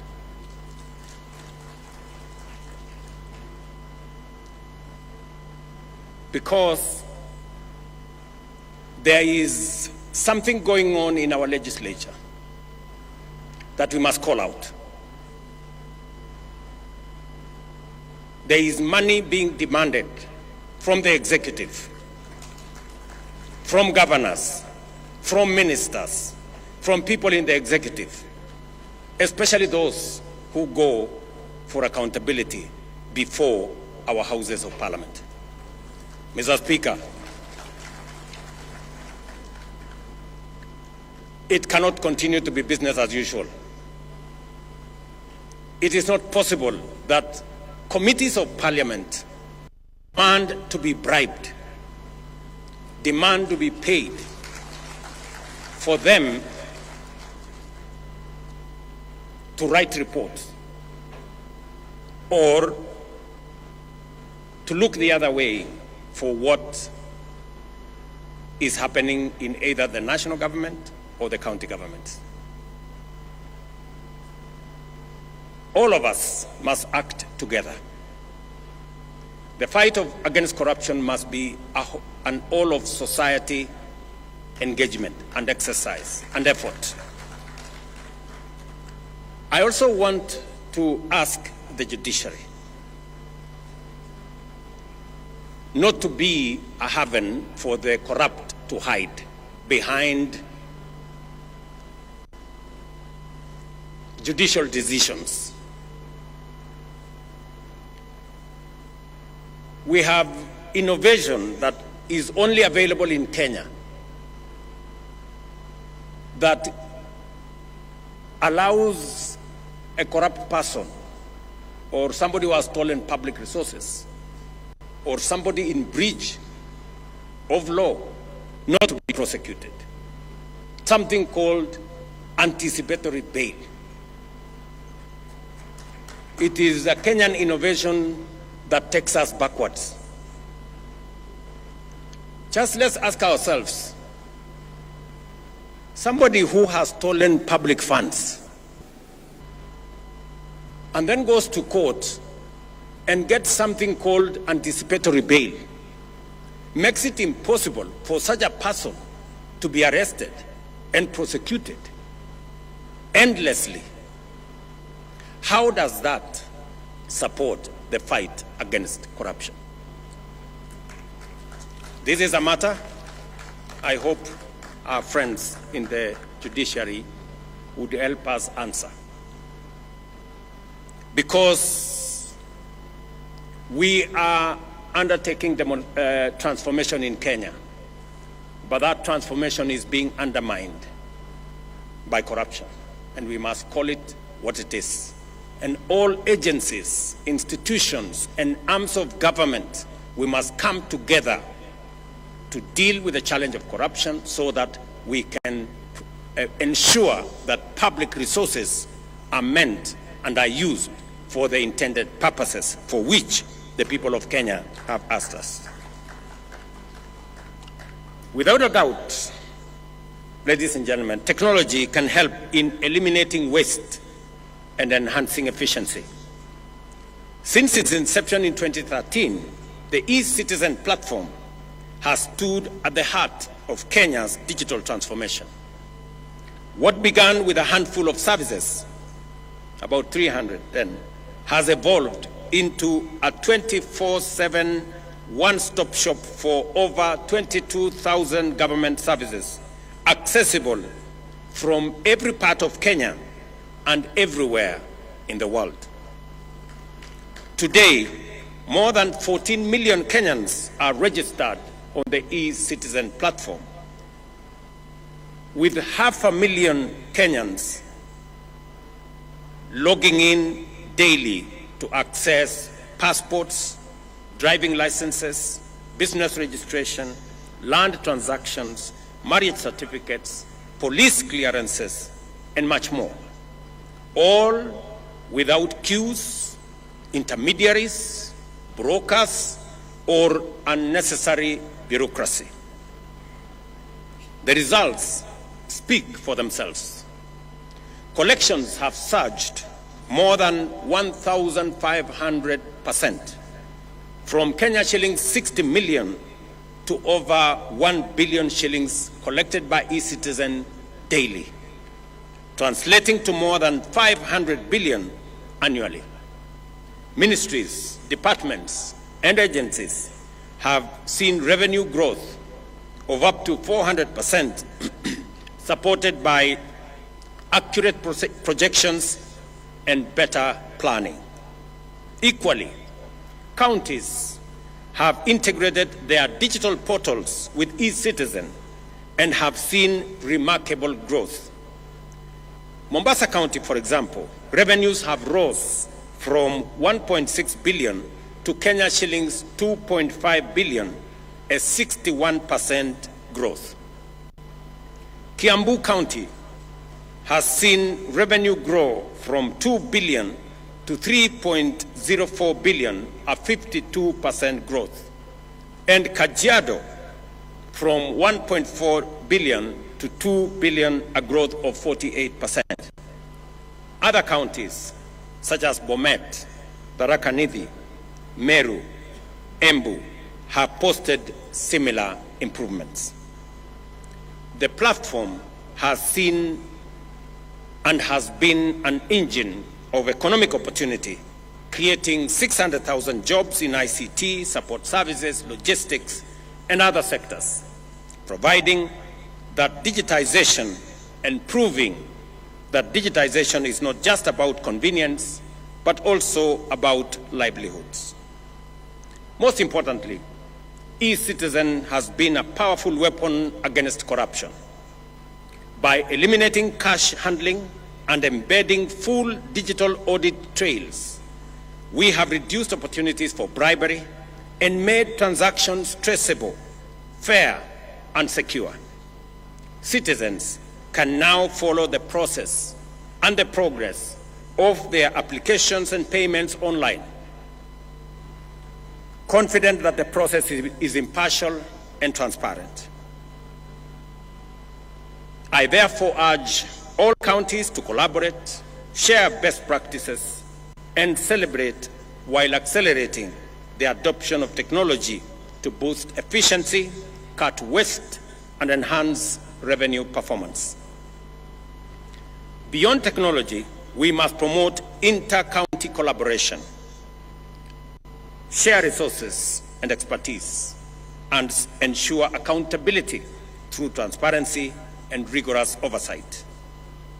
Kenya's real economic strength lies at the grassroots in our counties. Through the bottom-up economic transformation agenda, we are moving from raw material production to value addition, strengthening agro-processing, manufacturing linkages, and market access for SMEs and smallholder farmers. As we gather here in Homa Bay, I challenge every leader and citizen to renew our commitment to the spirit of devolution, invest in people-first policies and programs, ensure every shilling has impact, and bring government services closer to the people. Let me share two other things that I really wanted to say on this day, this very important day of devolution. I must congratulate county governments. I must congratulate our governors and the county assemblies for the partnership they have demonstrated in working with me in the transformation of our country. We have worked together. The Constitution dictates that we do. We have worked together on matters of health, from community health promoters, the people who engage with families, with homes every day. The greatest patriots that I know of. We have worked together with the counties, and I want to congratulate counties for sharing this resource so that we can bring health to be a reality and to be a right for all citizens, not a privilege for those who can afford. I am also happy that we have made tremendous progress in the delivery of our universal health coverage, working with counties.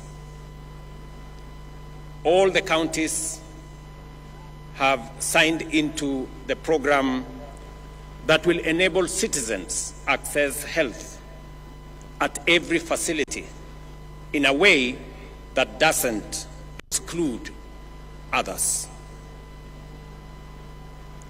And as a result, we all know that more Kenyans are now in the bracket of SHA. 25.2 million Kenyans are already registered, many accessing service.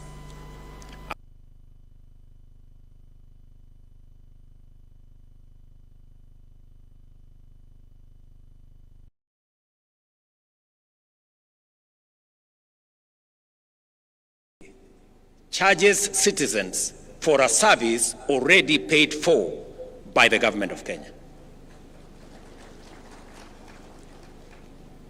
Let me state here that we have made provisions in the budget of 21 billion Kenya shillings to make sure that treatment,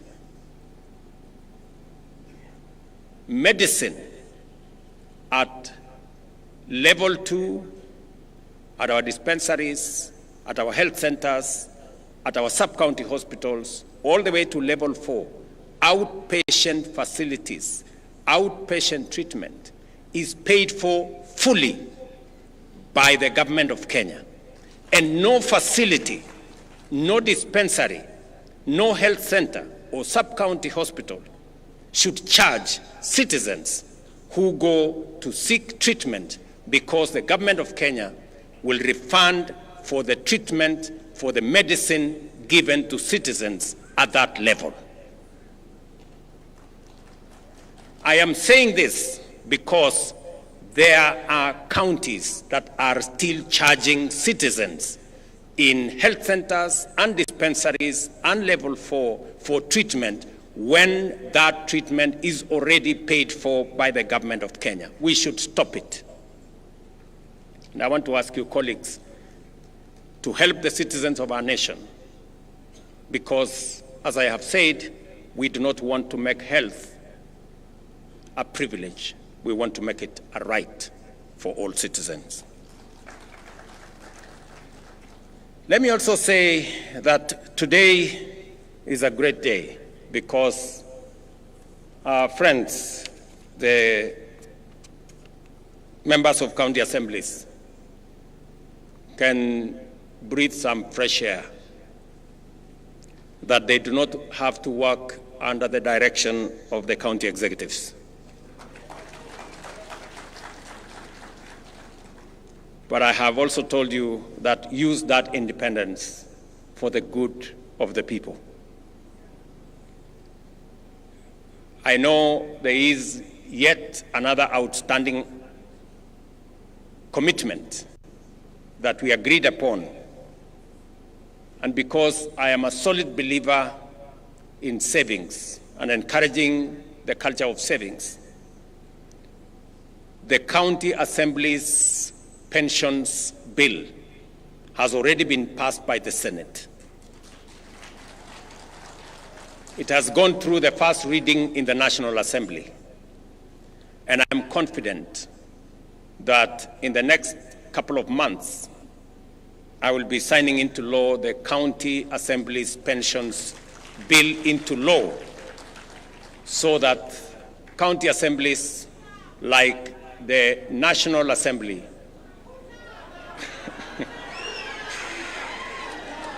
will also have pension, just like members of parliament. This pension, we agreed, is going to be contributory, just the same way the one in Parliament is contributory, and it will assist us in making sure that we avoid old age poverty by people who have served in the public service. Today, again in Homa Bay, I announced another milestone that through our housing levy and housing fund, we have rolled out affordable housing. We have rolled out construction of markets across Kenya. Today, we broke ground for the first ever hostel for student accommodation in Kenya. And here in Tom Mboya University, we will be building a hostel accommodation facility to host over 2,000 students, and we are rolling it across Kenya. We already have identified universities, Kenya medical training colleges, and TVET institutions to build student accommodation that will accommodate 170,000 students across Kenya as phase one, as we expand the program of housing in Kenya, not only to provide for social housing, affordable housing, student accommodation, our markets, and all the other infrastructure that we are building under that framework. Again, I want to celebrate that the same way we started the affordable housing here in Homa Bay, by coincidence again, we are starting student accommodation construction again here in Homa Bay. Again, here in Homa Bay, I have signed legislation for the first time in Homa Bay County into law, and we are slowly but surely making history in the Republic of Kenya. Ladies and gentlemen, allow me to conclude by congratulating Madam Gladys Wanga, Governor of Homa Bay County, for her exemplary leadership and hosting this conference. I also want to commend her for taking decisive action against the people who are running Rachuonyo facility, who we identified as one of the ones that were stealing our money. Thank you very much, Governor, for taking action swiftly. And I want to promise you that as you dismiss those people, we will look for them so that we can prosecute them, so that they can, we can hold them to account. And we are going to do it for all the other facilities that will try to steal from our resources meant for health. And finally, to this great school of Homa Bay, who have given us their grounds so that we can host this facility, I want to say thank you very much to this school. And as a small token of appreciation, the government of Kenya is going to provide 10 million shillings for the construction of the library, as I was informed by the governor. Thank you very much, Mwalimu, for allowing us to use these great grounds for this momentous event. For the people, for prosperity is not just a slogan. It is a call to action, to fairness, opportunity, and progress in every part of Kenya. Let history record that this generation, these leaders, made devolution work, not just in law, but in the daily lives of the people of Kenya. I wish you fruitful deliberations and concrete outcomes at this 2025 Devolution Conference here in Homa Bay. Asanteni sana, and God bless you.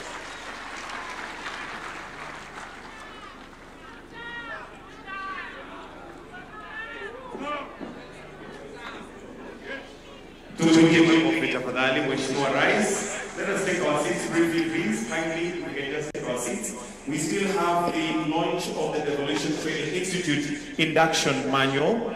And allow me, Your Excellency, to invite the COG Chair, the host governor, the Vice Chair COG, the Speaker of the Senate, PS Devolution, COG Whip, CEO COG, and Ambassador Sebastian Groth to flank His Excellency as we now progress to the launch of the Devolution Training Institute induction manual.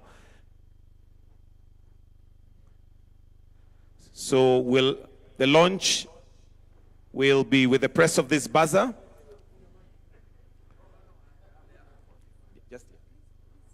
So Your Excellency, you may come, and then I'll request that you join His Excellency.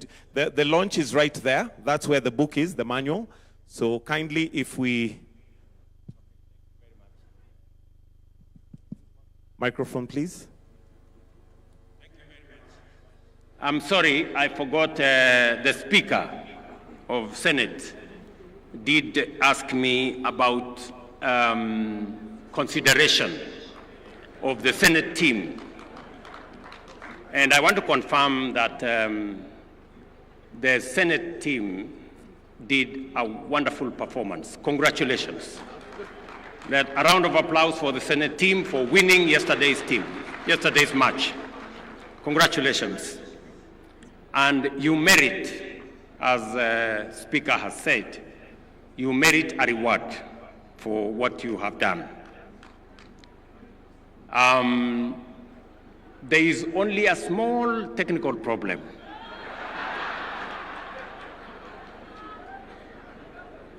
Rewards at the level of what we have done for Harambee Stars is only given when the opposite team is not Kenyan.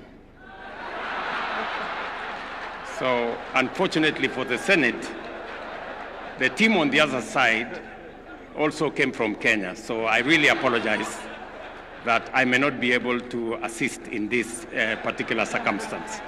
But the next time you play against a foreign team and you perform well as you have done, then there will be due consideration. Thank you very much. At the count of three, we'll have the launch of the manual. And Your Excellency, it is right there where we're going to be having the launch.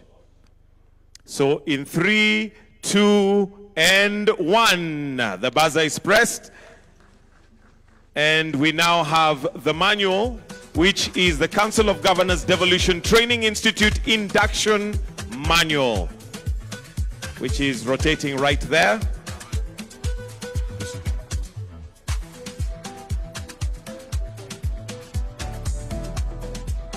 And then we'll have a presentation of the manual by His Excellency to those who have flanked him, so that you will see exactly what the manual entails. A round of applause for the COG for coming up with that manual, and each will receive a copy. And for optics, if we can...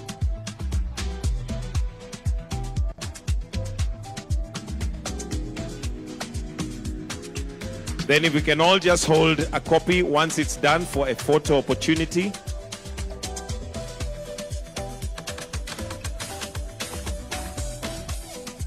If we can all just hold a copy, one for His Excellency. May I request that we go to the center? Kindly, thank you.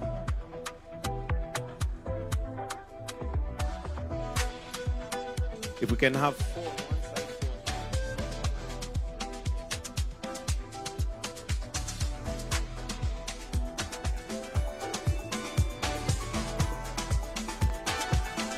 All right, thank you. I'll request that we leave His Excellency the President and Her Excellency the Governor. The rest, if we can take our seats, please. His Excellency the Governor.